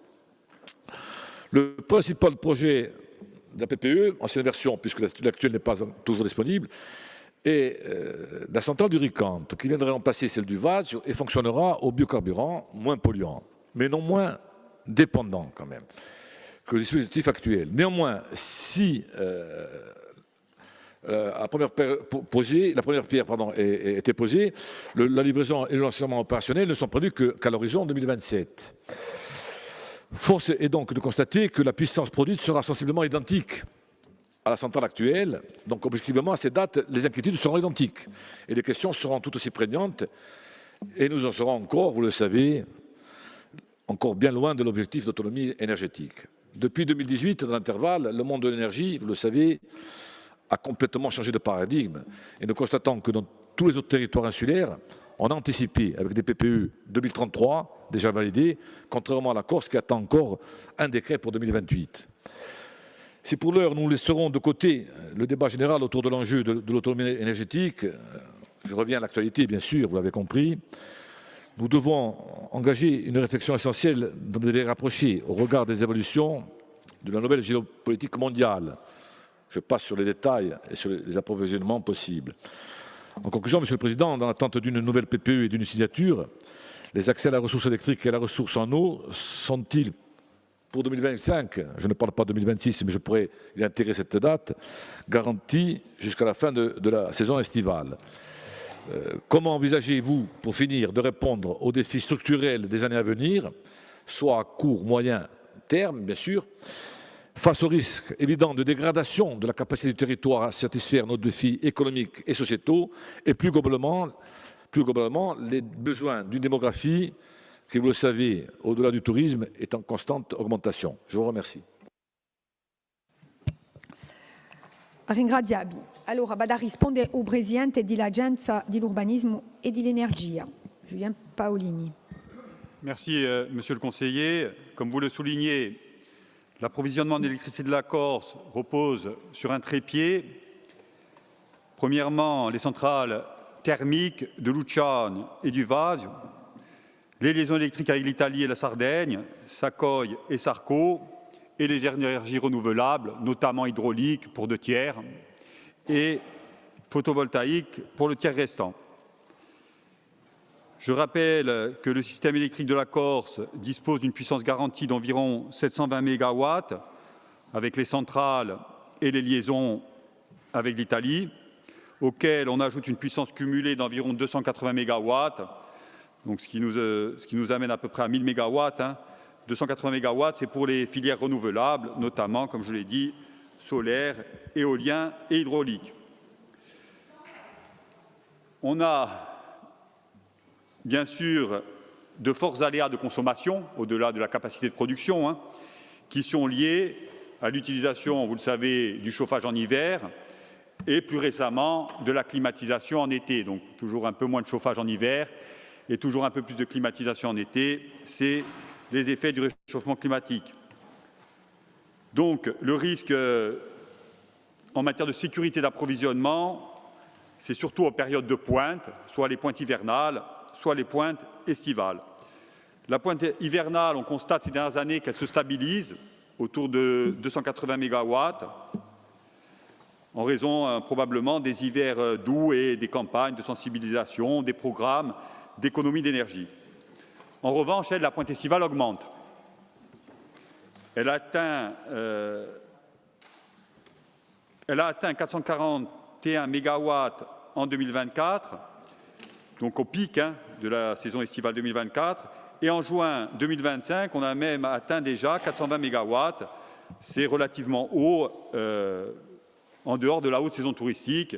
C'est rare d'avoir de tels chiffres, probablement en raison des fortes chaleurs et aussi à la multiplicité des usages de l'électrique, développement de la clim, je l'ai dit, ou des véhicules électriques. Je rappelle que la problématique estivale, elle est renforcée par rapport à celle hivernale en raison de moyens qui sont indisponibles l'été. Par exemple, la liaison Sarco, elle est limitée en période estivale, la liaison avec l'Italie, et le recours à la grande hydraulique, vous le savez, est réduit également en raison de la baisse de la ressource et des contraintes d'usage des grands barrages. Dans ce contexte, des actions ont été menées par EDF, notamment avant la saison estivale, pour sécuriser le parc. Alors, il y a eu des opérations de maintenance sur les centrales thermiques, notamment celle du Vase, qui est vieillissante, des interconnexions et les équipements hydrauliques ont été sécurisés et on a des niveaux de disponibilité optimales à l'entrée de la période estivale. Les retenues d'eau, elles sont remplies, enfin en tout cas, elles sont correctement remplies, à l'exception de Saint-Paul. Et le stockage a démarré fin juillet pour répondre à la demande. Le déstockage a démarré fin juillet pour répondre à la demande. C'est ce qu'on fait habituellement. À cela s'ajoutent 52 MW de groupes électrogènes qui sont mobilisables en moins de 15 minutes en cas d'urgence, en cas de point de consommation, et cela depuis le 1er juillet. Concernant notre taux d'autonomie énergétique, il est actuellement d'environ un tiers et si les prévisions de la PPE sont réalisées, il devrait doubler à l'horizon 2028, donc à très court terme. En matière de prospective, donc dans les prochaines années, à très court terme, remplacement du Vage, vous en avez parlé, par la nouvelle centrale du Ricante au biocarburant, l'arrivée de Sacoy 3, donc le câble qui va être, dont la puissance va être augmentée, ça c'est pour 2030. Le projet de STEP de Lougoudinaz, ça, autant de leviers qui vont nous permettre de sécuriser durablement le système donc, d'ici les 5 prochaines années. Dans l'attente de ces nouveaux équipements, il faut poursuivre les efforts avec 2 leviers, le développement des ENR, notamment du photovoltaïque, avec des objectifs importants dans la PPE et le renforcement des opérations de rénovation des bâtiments ou encore, par exemple, de l'éclairage public. Donc des actions qui sont directement liées à la PPE. Vous l'avez dit, nous attendons le décret du gouvernement depuis 2 ans, depuis mars 2023. Pour le coup, on ne peut pas nous accuser d'être en retard. Ce décret doit être signé sans délai. On a interpellé une nouvelle fois le gouvernement. Le ministre Marc Ferrach, lors de sa dernière venue en Corse, s'était engagé à le publier avant l'été. Suite à nos derniers échanges, il nous assure que le décret sera arrêté en septembre pour être mis à l'enquête publique tout de suite derrière. Et donc, on pourrait espérer qu'il soit promulgué avant la fin de l'année. Concernant la démographie, je vous propose que cette question-là soit traitée cet après-midi, notamment dans le cadre de l'examen du PADUC. Je vous remercie. Consigliere Esecutivo. Allora, passiamo a domanda bocca presentata da Veronique Piedri, annanta o credito di imposti in corsica un'altra realtà. Bistem assente. Vi ringrazio. Jo Presidente dell'Esecutivo, le crédit d'impôt pour investissement en Corse a été créé par la loi rectificative de finances de 2002. C'est un dispositif fiscal avantageux pour les personnes et sociétés voulant investir en Corse. S'il a été présenté comme un outil pour soutenir le développement économique de la Corse, en compensant les handicaps liés à l'insularité et en encourageant l'investissement productif, la réalité est bien plus complexe. Dans un contexte de dépendance économique persistante, ces effets réels peuvent aller à l'encontre de ces objectifs en renforçant certaines logiques extérieures. Certes, ce dispositif a permis à de nombreuses petites et moyennes entreprises d'investir, de se moderniser, potentiellement de créer des emplois et de pérenniser, malgré la réalité d'un marché explosé, certaines activités. Dans le cadre d'une économie marquée politiquement du sceau de la souveraineté, il aurait pu être un possible levier d'aménagement économique de notre pays. Demain, avec des compétences fiscales propres, nous pourrions l'adapter aux véritables besoins et réalités de notre économie. Aujourd'hui, force est de constater que ce crédit participe à un assujettissement systémique. D'une part, nombre d'entreprises corses concernées subissent de graves retards de versement allant jusqu'à 3 ans, ce qui met en grave danger leur trésorerie et leur capacité d'investissement. Ce blocage fonctionnel pénalise gravement notre tissu économique déjà bien vulnérable. À ce sujet, nous nous associons aux maires qui se mobilisent ce jour, qui font une action pour dénoncer les dysfonctionnements des services comptables de l'Isola et de Borgo. D'autre part, l'absence de tout critère propre à conditionner l'investissement en Corse et les règles permettant à tout agent économique d'avoir la liberté de vendre et d'acheter des biens, des services et des capitaux font que le dispositif profite beaucoup plus à des sociétés extérieures et sans réel ancrage avec la Corse. Présente en force dans les secteurs de l'immobilier et de l'hôtellerie, mais aussi dans la résidence de tourisme para-hôtelière. Ces sociétés déstructurent l'équilibre communautaire, social, culturel et économique de notre peuple. Cette situation interpelle. Elle oblige à une réaction forte de notre part pour combattre, là comme sur d'autres espaces et secteurs, la subordination économique et la substitution française de peuplement.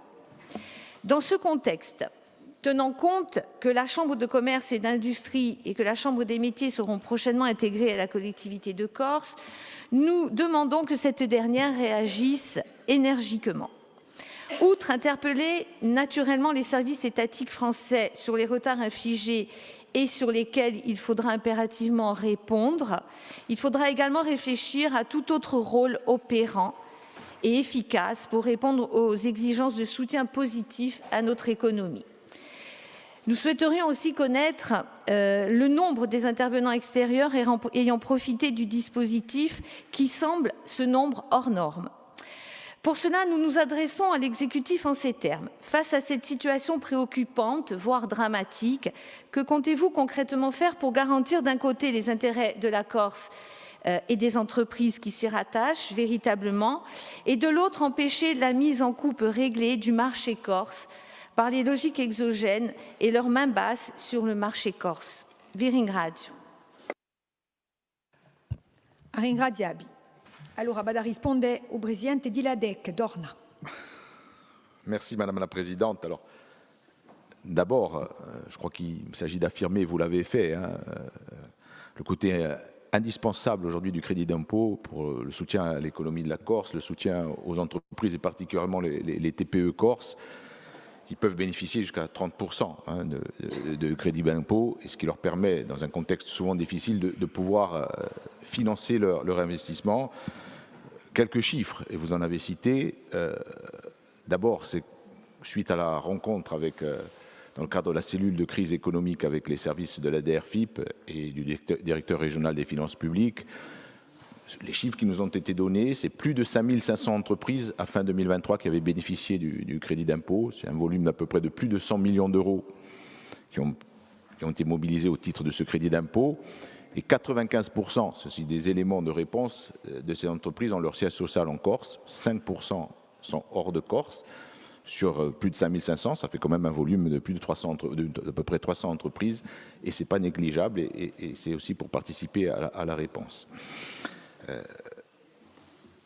Donc un système qui pour nous est vertueux, a une face vertueuse, mais qui comporte, et vous l'avez signalé aussi, une autre face bien plus sombre, et notamment qui a participé aussi à travers une dérive spéculative. J'en parlais tout à l'heure sur les FIP, on est à peu près dans les mêmes temporalités. On voit bien qu'à partir des années 2010, avec l'accélération de la spéculation, on a aussi eu des démarches d'optimisation du crédit d'impôt par des structures qui étaient souvent extérieures aussi, sur le principe de la création de sociétés à objet unique de constitution de patrimoine résidentiel dédié à la location para-hôtelière. Donc c'est un phénomène qui a existé et sur lequel nous avons travaillé. Et rappelez-vous, il faut rendre hommage aux députés nationalistes de la Corse, en particulier à Jean-Félix Sakouavi, qui en 2019, je crois, ont fait voter à l'Assemblée nationale la suppression du crédit d'impôt pour ces constructions para-hôtelières dédiées à la location touristique. C'est une avancée notoire qui n'a pas tout réglé sur les démarches spéculatives, mais en tout cas, on en a neutralisé un bon nombre. Deuxième aspect complexe de la complexité du crédit d'impôt aujourd'hui dans son application, c'est justement cette complexité et l'interprétation de l'administration fiscale que nous avons rencontrée, sur lequel, avec les acteurs, nous l'avons interpellé sur son interprétation des modalités d'application du crédit d'impôt, notamment sur l'aspect d'investissement initial qui est retenu aujourd'hui comme porte d'entrée de l'utilisation de ce crédit d'impôt et qui, du point de vue de l'administration fiscale aujourd'hui, ne rend éligible que les investissements de création ou d'extension et exclut toute logique de modernisation de l'appareil productif. Je vous donne un exemple qui est souvent cité, mais qui est assez parlant. Si demain, nous avons une entreprise familiale d'hôtellerie ou un hôtel familial en Corse qui veut rénover pour s'adapter au marché et aux normes, aujourd'hui, il ne peut pas bénéficier du crédit d'impôt. Si ce même hôtel ou hôtelier désire vendre, notamment à un investisseur extérieur à la Corse, cet hôtel, l'investisseur ou l'acquéreur pourra bénéficier du crédit d'impôt, ce qui nous paraît, nous, complètement anormal, et nous l'avons dit aux services fiscaux, et nous considérons que c'est un sujet d'interprétation qui peut être, en tout cas, amoindri ou modifié. Deuxième débat, et vous l'avez fort bien dit aussi, et nous l'avons soulevé auprès du directeur régional des finances publiques, la question des délais, aujourd'hui, d'intervention et de mobilisation du crédit d'impôt, avec d'abord une inéquité territoriale, puisque les délais ne sont pas les mêmes aujourd'hui en Haute-Corse, dans le Gismonte ou dans le Piemonte. Il y a un vrai problème sur le Piemonte. La réponse de l'administration fiscale a été de faire un effort sur ce sujet-là, et force est de constater que les premiers retours que nous avons des entrepreneurs aujourd'hui, c'est qu'il y a une vraie amélioration sur le traitement des dossiers ces dernières semaines. Donc ça, c'est le retour du terrain dont nous bénéficions à ce jour. Mais bien sûr, il faut continuer dans ce sens.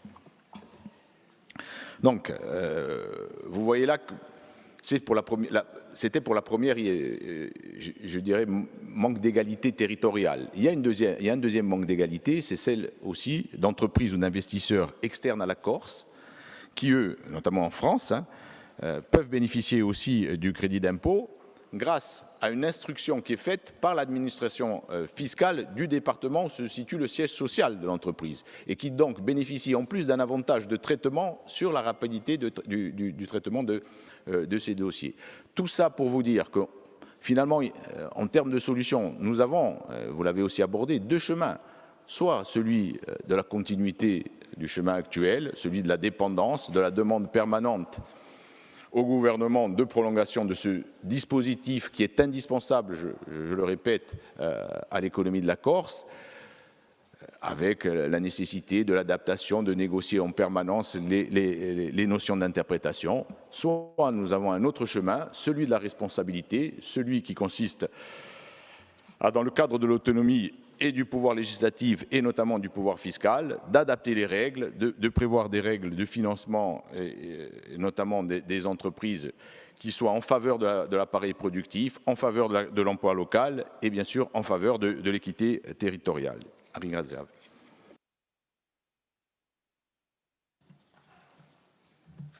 Ringraziabi. Allora, già restano tre domande a bocche. La prima di bene a e quella di Paola Mosca, non te la bene di Useto, di Ebegure e di Gabre. Scusate, di la Leu di Ebegure e di Gabre. Ringraziabili quantunque.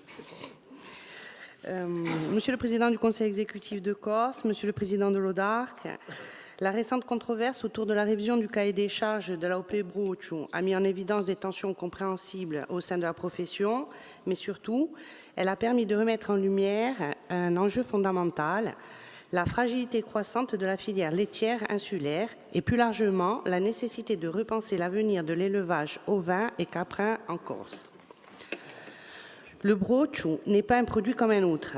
Il incarne un savoir-faire traditionnel précieux, reconnu par une AOP, mais enraciné bien au-delà dans notre patrimoine agro-pastoral. Il est le fruit d'un lien profond entre des territoires, des femmes, des hommes, ainsi que leurs animaux, qui perpétuent ces gestes depuis des générations. Monsieur le Président de l'ODARC, vous avez récemment réuni à Altiani les organisations professionnelles, la Chambre d'agriculture de Corse, les associations ainsi que vos services, afin de dresser un état des lieux partagé et d'esquisser les bases d'un plan de relance de la filière. Ainsi, Monsieur le Président, que pouvez-vous nous dire sur cette rencontre? Quelles pistes concrètes peuvent aujourd'hui être envisagées en lien avec les acteurs du terrain pour accompagner la relance de la filière, soutenir l'installation et la transmission et garantir un avenir au Brucio dans le respect de son identité et de son lien à sa terre. Ringraziabi. Ringraziabi, vada a rispondere au Presidente di l'ODARC. Merci Madame la Présidente, merci Madame la Conseillère pour cette question. La filière ovine et caprine Corse est au cœur des préoccupations de l'ODARC et j'ai plusieurs fois eu l'occasion de le rappeler dans cette Assemblée. Comme vous le soulignez, dans le contexte de tension autour de la modification du cahier des charges de l'AOP Brucio, j'ai souhaité rassembler l'ensemble des acteurs de cette filière à Altiane, non pas pour aborder ce sujet qui doit être débattu entre les différents collèges de l'organisme de défense de l'AOP Brucio, mais pour partager un constat, définir une vision globale et poser les bases d'une stratégie commune de développement au sein de cette filière. Cette réunion a permis à chacun de s'exprimer dans un débat apaisé et constructif, que ce soit l'interprofession laitière, la Chambre régionale d'agriculture, l'OS Corse, la coopérative Corsia, le syndicat AOP Brucio, le Gruppamenti Pastori Corse, l'Association régionale des éleveurs ovins, Caju Kazan et la Soc di Capra di Corse. Bien évidemment, ont été abordées les questions du revenu de l'éleveur, de la problématique de l'attractivité du métier, de la formation, de la valorisation des produits, que ce soit le lait, le fromage, mais également la viande. Le problème du foncier, le coût de l'aliment et des intrants. De même, des réflexions ont été menées sur la nécessité de s'interroger sur le manque d'impact du doublement de la prime du premier pilier de la PAC et d'une manière générale des aides allouées à cette filière, que ce soit au niveau du collectif, avec environ 2 millions d'euros par an, mais aussi au niveau de la modernisation des exploitations, malgré des taux de subvention au maximum de la réglementation. Mais le constat est également établi sur la nécessité de sortir du catastrophisme et de partager une vision entre les différents acteurs, fermiers, apporteurs et laitiers, afin de mettre en place une stratégie réellement globale et adaptée pour tout type d'opérateurs, et ce de façon transparente et claire. À cet effet, une nouvelle réunion sous le même format se tiendra à Altiane le 31 juillet afin de dessiner les pourtours de cette stratégie commune et la méthode à mettre en place afin de réellement acter un changement d'approche au sein de cette filière. Merci. Ringraziabi, ojo Presidente. Awa domanda bocca chi bene ad essere da Veronique Pietri, per Corin Fonte. Vi ringrazio. Jo Presidente dell'Esecutivo, i servizi di aiuto sociale a cittadini hanno per scopo di mettere per azioni in un quadro di politica di protezione dei cittadini, di prevenzione, segnalamenti di situazioni pericolose o rischi di pericolo e di protezione. Si sa che i due modi, per maggior parte, sono l'intervenzione in famiglia e l'aiuto finanziario, e a seconda tocca le misure di spiazzamento fuori dalla famiglia. Queste misure so di responsabilità di potere amministrativi e giudiziari. A missione ingaggia a direzione di promozione della salute e a direzione di azioni di prossimità. In Corsica è il Presidente dell'Esecutivo che è garante della politica pubblica della protezione della cittadina, per la quale c'è un insieme di misure. Sa presentazione fatta si conoscono i parecchi problemi che in Francia toccano assai cittadini.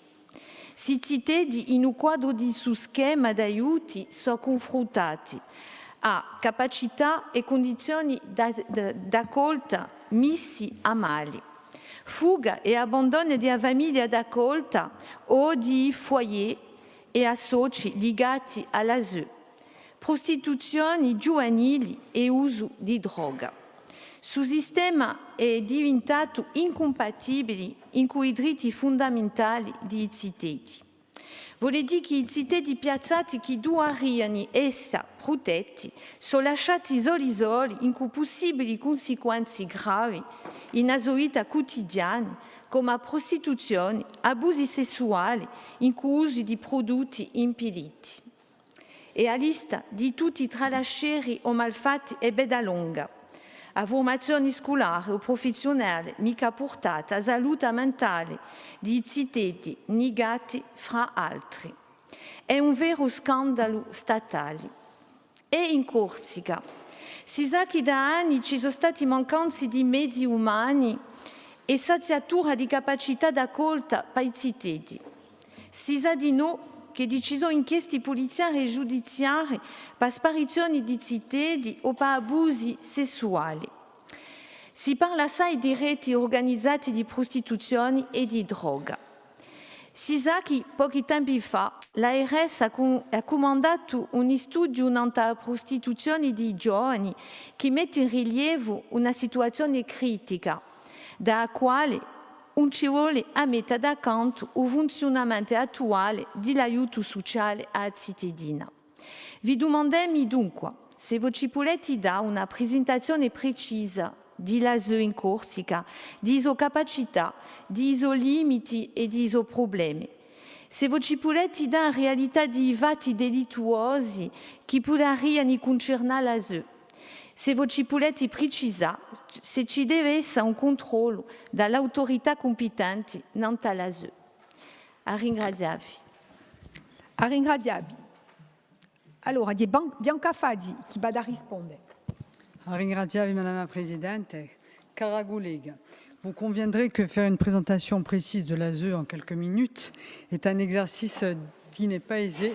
Je serai donc synthétique, mais je suis évidemment à votre disposition pour en parler plus largement avec vous.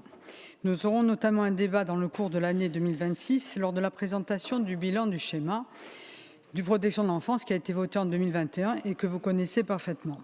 La préoccupation principale de l'ASE est de garantir la sécurité, le développement et le bien-être des mineurs en danger ou en risque de l'être. Ils sont placés sous l'autorité du président de l'exécutif, vous le savez. Je vous précise quand même que c'est la protection judiciaire de la jeunesse, la PJJ, qui dépend du ministère de la Justice, qui prend en charge plus spécifiquement l'enfance délinquante. Depuis la fusion et le changement d'échelle qui en a découlé, nous avons été amenés à revoir notre organisation et à décider d'un effort financier conséquent, notamment pour renforcer les actions de prévention, jusque-là peu investies par les ex-départements. C'est pourquoi nous avons travaillé sur les actions innovantes, comme les 1000 premiers jours de la vie, la crèche préventive, l'accompagnement à la parentalité. Depuis 2018, le budget de l'enfance a doublé. Il s'élève actuellement, en 2024, il était à 31 millions d'euros. Parmi les difficultés auxquelles nous faisons face, la complexification des situations, la prise en charge des mineurs à double vulnérabilité, la précarité, mais également l'augmentation des mineurs non accompagnés et des jeunes majeurs qui sont placés, vous le savez, par l'État. La collectivité de Corse accompagne environ 1400 enfants ou jeunes majeurs, dont 434 sont placés en famille d'accueil, il y en a une soixantaine sur le territoire, ou en établissement en Corse ou sur le continent. Pour suivre ces enfants au quotidien, les services de l'ASE comptent aujourd'hui 200 agents, dont je salue l'engagement. Nous avons d'ailleurs renforcé cette direction depuis 2020, plus 23 agents. Mais vous avez raison, la politique publique de protection de l'enfance est à bout de souffle, comme en témoignent les 2 rapports du Défenseur des droits et de la commission d'enquête de l'Assemblée nationale du début d'année, qui mettent en évidence que cette crise structurelle concerne tous les territoires. L'État, malgré cette réalité, n'augmente pas la dotation aux collectivités en charge de cette compétence au premier rang. Alors même que la protection de l'enfance se trouve impactée par des manquements d'autres politiques portées par l'État, dont dépend le sort des mineurs à protéger, la justice, l'éducation nationale et la santé. Dans votre question, vous citez un rapport qui met en avant des situations préoccupantes de prostitution et de consommation de drogue par les mineurs en Corse, ce qui doit nous interpeller collectivement, notamment sur la marchandisation du corps. Cette réalité illustre surtout une évolution sociétale. Ce rapport précise que sur les 5 dernières années, 7 mineurs confiés à l'ASE auraient été identifiés en situation de prostitution ou en risque de l'être.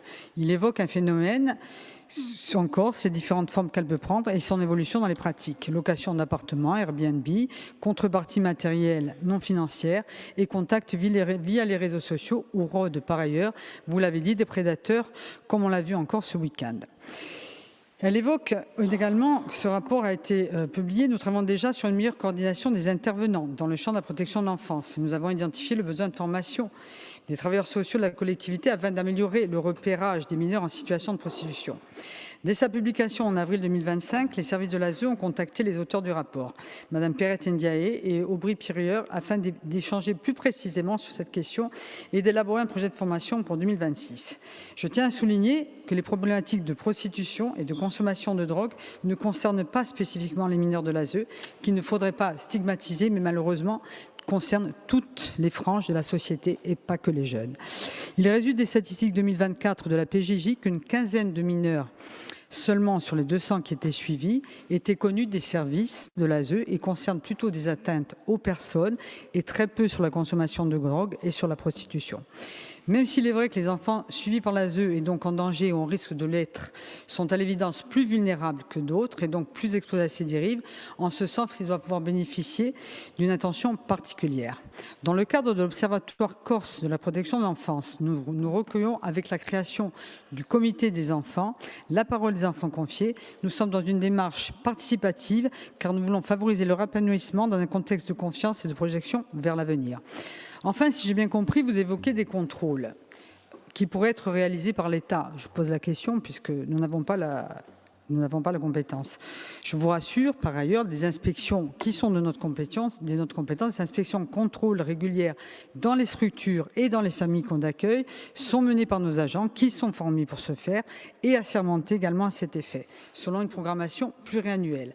Les contrôles sont conjoints avec les services de l'État et ou la PJJ uniquement lorsque l'établissement a une double habilitation de la collectivité et de la préfecture. Au-delà de cette obligation légale de contrôle, la collectivité s'inscrit dans une logique d'accompagnement qualitatif et quantitatif de la prise en charge des enfants qui passe par l'accompagnement régulier et soutenu des ESMS, notamment afin de limiter les fugues. En conclusion, nous réaffirmons ici notre engagement à protéger chaque enfant qui est confié à notre responsabilité en renforçant les moyens financiers et humains, les contrôles et la transparence de notre action. Henri Graziavi.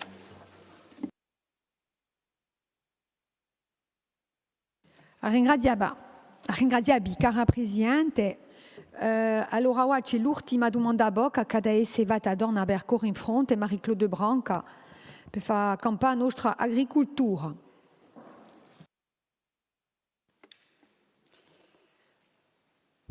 Jo consigliere in carica di agricoltura. A Rimani, in commissione permanente, è presentato un rapporto a una malattia Dogeschi che tocca i porci dei ignari. Ma non è la prima volta che si parla qui in questa assemblea di malattie che toccano gli animali o la vegetazione. Rammentiamoci per esempio a febbre catarrale, a peste porcina, a xylella fastidiosa e tant'altri. Attualmente si parla molto di DNC, la dermatose nodulaire contagieuse, che tocca i vaccini. Poi c'è soprattutto un vaccino, ma non è tanto sicuro e in certi casi ha effetti negativi nella fecondità degli animali. I due misure spavalli che sono imposti dallo Stato francese sono di tombare tutta la banda anche se non c'è che un animale tocco e gli isolamenti degli animali. Da poi qualche tempo si sa che ci sono i casi di diagnosi in Sardegna, in un nord dell'Italia, di noi e in Savoia. Se la malattia giunge in Corsica, in cui l'obbligazione di tombare tutti gli animali sarebbe un scompianto per la Deo Corso. I responsabili agricoli corsi hanno domandato allo Stato di mettere in ballo una misura di interdizione di importazione degli animali vivi, almeno per la statina, il tempo di mettere in anda vere misure di protezione. Prima lo Stato non ha risposto nulla e poi ha ricusato, dicendo che tutte le regioni francesi devono essere trattate della stessa maniera e che questa misura è impossibile. E difatti sappiamo che 2 o 3 giorni fa sono giunti di nuovo animali vivi. Non si può accettare che l'agricoltura corsa dia la malattia, si che mi sa anche di più un pericolo per via di tralasciare il disprezzo dello Stato. Dopo le misure d'urgenza, domandiamo di nuovo a messa in ballo le misure serie di tracciabilità degli animali e dei vegetali che entrano in Corsica per punire di proteggere l'agricoltura che è in pericolo e che deve ritrovare la sua piazza al centro della nostra società. Può essere che, a sul punto della tracciabilità, l'OTC potrebbe domandare ai compagnie marittime di contribuire alla messa in ballo di questa misura di tracciabilità.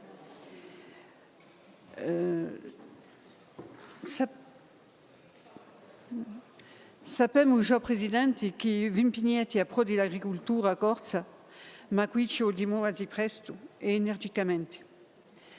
Signor Presidente, siete d'accordo per agire in forza in unione con tutti gli attori agricoli e politici di maniera a ottenere dallo Stato un ingaggiamento scritto e misure forti di protezione?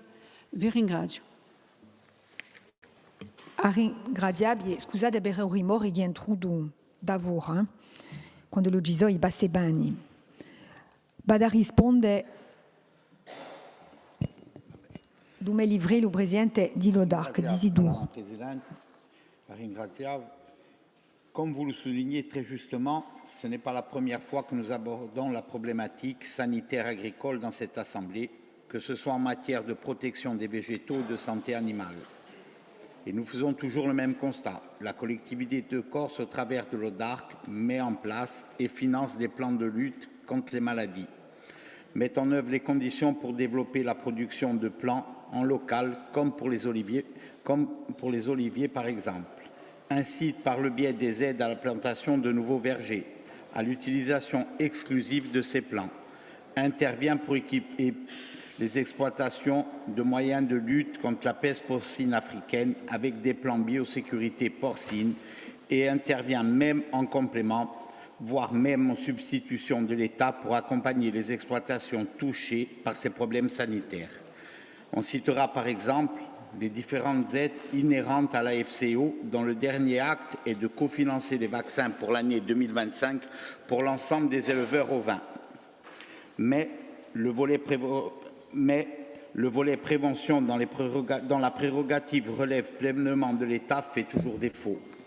Anticiper les crises par une surveillance renforcée, mettre en place des contrôles systématiques de toutes les introductions de plants ou d'animaux, voire stopper les autorisations d'importation d'animaux vivants en cas de risque avéré, comme c'est le cas actuellement pour la DNC, ce programme n'est malheureusement toujours pas à l'ordre du jour. Et aujourd'hui, le risque que fait peser l'introduction incontrôlée de bovins dans un contexte aussi menaçant est inacceptable. En tant que président de l'ODARC, je demande solennellement un moratoire sur les importations de bovins en Corse, et ce jusqu'à la fin septembre. En effet, les obligations de contrôle et de quarantaine promises par l'État ne sont ni suffisantes et, pire, même pas respectées. Dans ces conditions, nous ne pouvons accepter d'attendre impuissants que cette maladie débarque en Corse par le bateau. De plus, cette préoccupation majeure que vous soulevez touche non seulement à l'avenir de notre agriculture, mais plus largement à l'équilibre sanitaire, environnemental et économique de notre île. Dans ce contexte, la vigilance constitue le premier point d'importance dans la lutte contre ces menaces récurrentes. Il ne saurait y avoir de réponse efficace sans une veille permanente, structurée et partagée. À ce titre, il nous semble indispensable de renforcer les liens avec nos voisins méditerranéens qui, comme nous, sont exposés à ces mêmes risques. Il en va d'un effort collectif et transfrontalier. C'est pourquoi nous proposons la création d'un observatoire transfrontalier à la fois scientifique, technique et opérationnel. Cet observatoire pourrait prendre la forme d'un lieu de coordination et d'anticipation chargé, pour chaque risque identifié, d'élaborer un protocole clair d'action afin de garantir une réactivité immédiate, ciblée et efficace. Il s'agirait là non pas d'une simple instance consultative, mais bien d'un outil stratégique capable de répondre aux premières agressions avec rigueur et discernement. Dans le cadre de la maladie d'Ojeski, de la trichinellose, je tiens à souligner que les services vétérinaires des laboratoires d'analyse de la collectivité de Corse exercent une surveillance rigoureuse de l'ensemble des filières porcines. De la même manière, la tuberculose bovine fait l'objet d'un suivi attentif et constant par les mêmes services. Je souhaite également rappeler que les équipes de lutte antivectorielle ont été systématiquement mobilisées lors des épisodes passés et liés à l'exiléa fascistiose comme à la fièvre catarrhale ovine. Ces interventions démontrent que nous disposons d'une capacité d'action opérationnelle qu'il convient aujourd'hui de consolider, de pérenniser et de coordonner à une échelle plus large. La lutte contre les bioagresseurs se doit d'être ajustée aux risques émergents. La Corse, vous l'avez rappelé, est régulièrement confrontée à des risques sanitaires d'origine animale, végétale, mais aussi humaine. L'exemple du chikungunya, dans les premiers cas, ont été enregistrés récemment, en témoigne avec éloquence. Sans céder à l'alarmisme, il est de notre devoir de tirer les leçons de ces épisodes pour renforcer nos capacités d'anticipation. Notre île, située au cœur du bassin méditerranéen, est plus que jamais à la croisée des circulations, des flux, mais aussi des risques renforcés par le changement climatique. Cette position géographique, qui est aussi une richesse, impose une responsabilité partagée et une mobilisation de tous les acteurs, agriculteurs, vétérinaires, scientifiques, élus et services de l'État. Comme j'ai eu l'occasion de le demander dans cette Assemblée, la Corse doit être considérée comme un territoire sentinelle permettant de guetter pour avertir dès que possible l'arrivée d'éventuels d'une maladie en le signalant d'autre part et de protéger en tentant de s'y opposer, notamment compte tenu de notre insularité. Ainsi, oui, nous sommes déterminés à agir avec force, en étroite union avec nos voisins méditerranéens, le monde agricole, les responsables politiques de notre territoire, mais également les services de l'État, afin d'entériner la mise en œuvre de mesures fortes de protection et de prévention. Ringrazia. Ringraziabi, Presidente. Allora, prima di tutto vorrei ringraziare i traduttori che sono con noi. Io ringrazio per il suo aiuto, c'è Pedro Antonio Veretti, Filippo Perrault, Marie-Hélène Giamarchi, per i due giorni, Jean-Pascal Gradiani, Marie-Ange Geronimi. Ringraziabi assai per il vostro lavoro. Vorrei fare una comunicazione di noi, come l'abbiamo parlato questa settimana, signando all'Ederno prede Joseph Fini, che era l'anziano direttore dell'insegnamento cattolico in Corsica, anziano di noi direttore di St. Paul in Ajaccio, era professore di filosofia e poi aveva responsabilità tamante di noi accanto a UESCO, i vari UESCI, mentre anni e anni. Vorrebbe che noi avessimo una pensata per lui, di sicuro, e per quelli che sono cattolici anche una preghiera, ognuno fa come lo vuole. Ecco, Vorrebbe dirvi che c'è la creazione di un nuovo gruppo della nostra assemblea. Donc un nouveau groupe est constitué. J'ai reçu la demande officielle. Il avait été déjà annoncé par Pierre Chong. Le groupe s'appelle Un'Onta Strada. Il est composé de 2 personnes, Pierre Chong et Charlotte Etterig, ici présentes. Je ne sais pas encore qui sera président. Oui, non, c'est bon, on connaît le président apparemment. Il n'y a pas de surprise. Il n'est pas là, donc c'est Pierre Chong qui est président. Voilà, conformément à l'article 19 de notre règlement. Et ce groupe a le temps de parole qui est octroyé dans l'article 54 au groupe de moins de 10 personnes. Voilà, donc il bénéficiera d'un temps de parole de 10 minutes. Voilà, au total. Bien. Nous allons faire l'appel. On y va. Angelini Jean-Christophe, Antonini Daniel, Arrighi Véronique, Battestini Serena, Benedetti Paul Félix, Biquerai Didier, Bori Jean-Marc, Borromé Ivanine, Branca Marie-Claude, Caïtou Colli-Paul Joseph, représenté par Campana Françoise, Casanova Nicolas Paul, Casanova Servas Marie-Hélène, représentée par Muriel Fagne. Ah, pardon.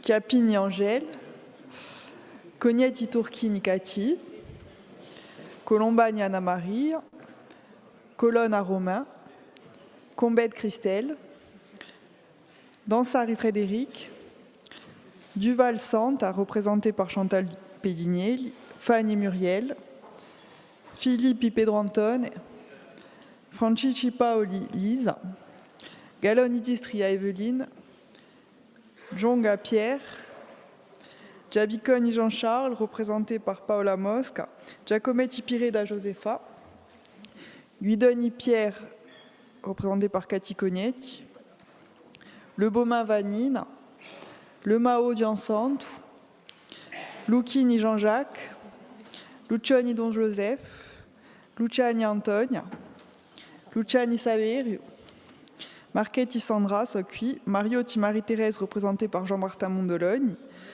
Mattei Flora, Maupertu Marie-Antoinette, Mela Georges, Mondoloni Jean-Martin, Mosca Paola, Nivagioni Nadine, Panzani Jean-Paul, Pédinielli Chantal, Pieri Marianne, Pietri Véronique, Paul Antoine, Paul Pierre, Ponce Vera Juliette, Pozzo Borgo Louis, Profit de Jean-Noël, Quastana Paul, représenté par Marie-Claude Branca, Savelli Jean-Michel, Savelli Joseph, Seatelli Jean-Louis, représenté par Georges Mel, Sorba François, Terry Charlotte, Tiberi Julia, Tramogni Elisa, Valdrighi Hervé, représenté par Sandra Marchetti, Vanni Hyacinthe, Vinciguerra Alex et Volimachi Charles.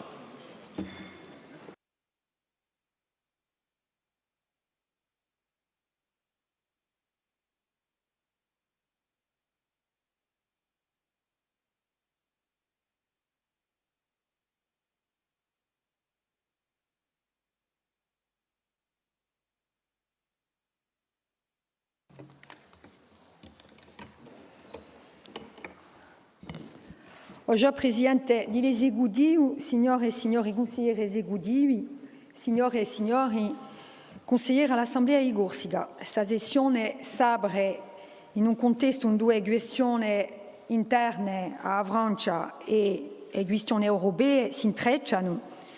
Una sessione che sarà ricca, che ci permetterà prima l'estate e vacanze d'estate per quelli che verranno di discorrere nanta u Baduc, i trasporti, le infrastrutture e nanta l'ultima riunione di Leletti Gorsi di Ugostrat in Parigi martedì sera. Siamo giunti a sapere a un punto importante della nostra storia istituzionale. Dopo i parecchi mesi noi eletti siamo impegnati in un processo di dialogo e di negoziazione in cui Stato a fine di definire un nuovo statuto. Questo processo, come sempre, che abbiamo sempre vissuto costruttivo, franco, si inserisce in una dinamica più larga, quella di territori d'Europa che cercano a acconciare da una parte convergenza economica e d'un'altra parte riconoscenza di sue particolarità. Il y a seulement 2 mois de ça, en introduction de la session, je faisais état d'un document officiel dans lequel le commissaire Raffaele Fitto explicitait la nécessité d'agir en faveur des îles face aux difficultés qu'elles subissent de par leur simple isolement géographique. Il s'avère que nous sommes aujourd'hui, au niveau européen, sur ce sujet à la croisée des chemins. En Europe, les débats autour du prochain budget pluriannuel précisent. Alors que mercredi 16 juillet, le commissaire européen au budget Piotr Serafin et la présidente de la Commission Ursula von der Leyen ont proposé un cadre financier pluriannuel de plus de 2 milliards d'euros, la présentation de la structure de ce plan a déclenché une vague de réactions dont vous avez dû prendre connaissance et confirmé beaucoup d'inquiétudes. Derrière les discours d'harmonisation, de compétitivité, de défense, de sécurité, ce sont des signaux alarmants qui émergent quant au sort réservé aux régions, aux réalités locales et notamment quant à la place qui sera accordée aux territoires les plus vulnérables et notamment, bien évidemment, parmi eux, les îles. Nous devons le dire avec clarté. La perspective d'un resserrement budgétaire à l'échelle européenne, d'une recentralisation nationale pour la gestion des crédits, aura des conséquences directes sur la politique de cohésion, sur l'ensemble des financements destinés au développement régional et sur la politique agricole commune. Dans ce scénario, les îles, indiscutablement, seront perdantes. L'insularité appelle en effet des réponses ciblées, différenciées, et donc la standardisation croissante des instruments européens, telle qu'elle est prévue au moment où on se parle, ne peut être la solution et menace de marginaliser davantage nos territoires. Car au-delà des chiffres, il y a une réalité bien concrète, celle de l'insularité vécue par plus de 20 millions d'Européens, celle de la discontinuité géographique à laquelle nous sommes confrontés, et nous savons combien les contraintes propres aux îles en matière de transport, d'énergie, d'accès aux soins ou encore d'opportunités économiques requièrent une politique cohérente, ambitieuse et pleinement adaptée. C'est cette parole que j'ai dernièrement portée non seulement au Comité des régions, mais aussi au Parlement européen le 15 juillet dernier en tant que présidente de la Commission des îles de la CRPM et plus récemment auprès de la Fondation Schuman. J'y ai systématiquement rappelé que la reconnaissance formelle des spécificités insulaires ne saurait suffire si elle n'est pas suivie d'effets concrets dans les arbitrages politiques et financiers.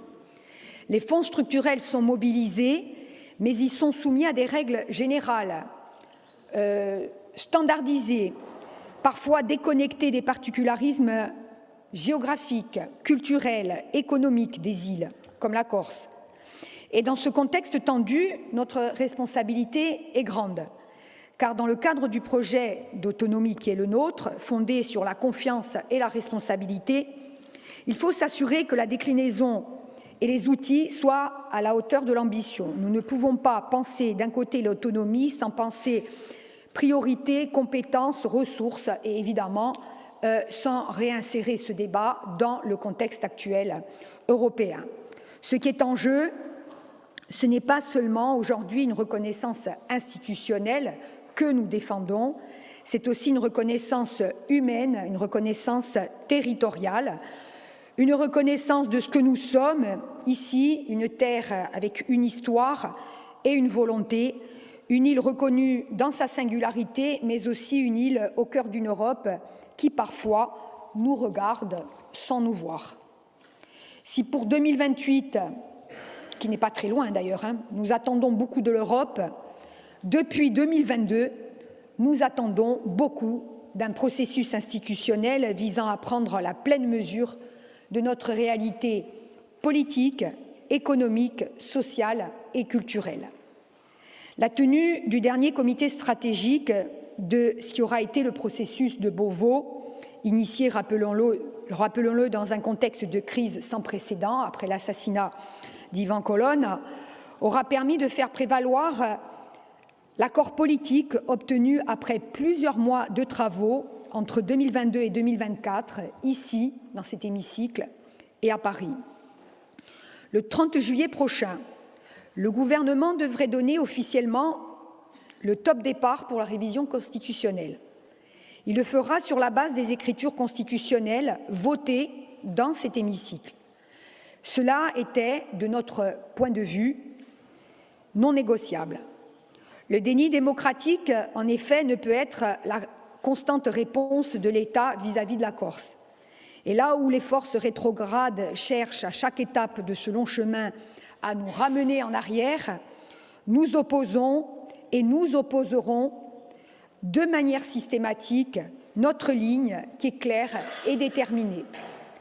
Celle de ceux qui affirment qu'une évolution institutionnelle est nécessaire pour permettre à cette terre et à ce peuple d'envisager une trajectoire de développement plus harmonieuse, respectueuse de notre identité, de notre environnement et tout simplement de notre peuple.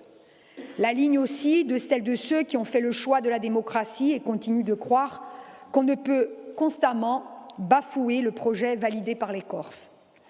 La ligne de ceux qui ont fait le pari, un peu fou, de l'audace, de l'innovation, pendant que certains s'enlisent dans le conservatisme. À cette heure, je le sais bien sûr, et beaucoup d'entre vous partagez ce doute, nous le savons, rien n'est acquis, rien n'est joué. Et à partir du 30 juillet, la partie se jouera ailleurs, ce qui explique l'esprit d'extrême vigilance qui nous anime. Nous ne nous laisserons pas déposséder d'une histoire et d'un projet qui sont les nôtres.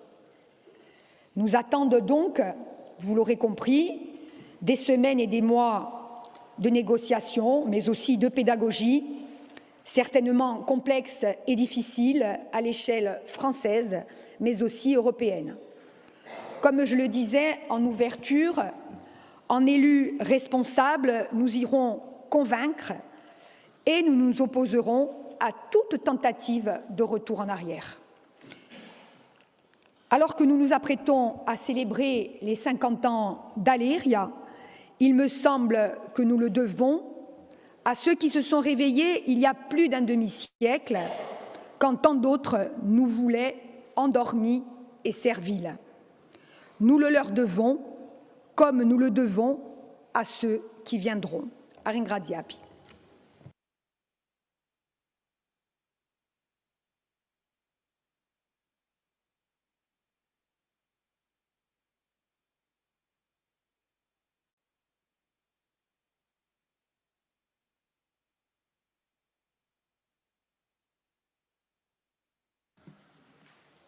Oggi Presidente, se voi volete via parola.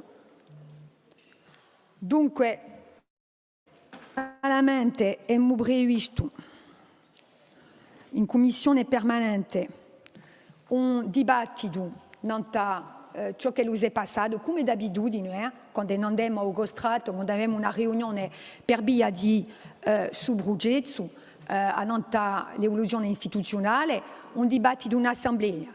E o Bibrugongo, sono mezzogiorno e mezzo, Bibrugongo di fa passare su dibattito al principio di dopo mezzogiorno, se così d'accordo. Famo così? D'accordo.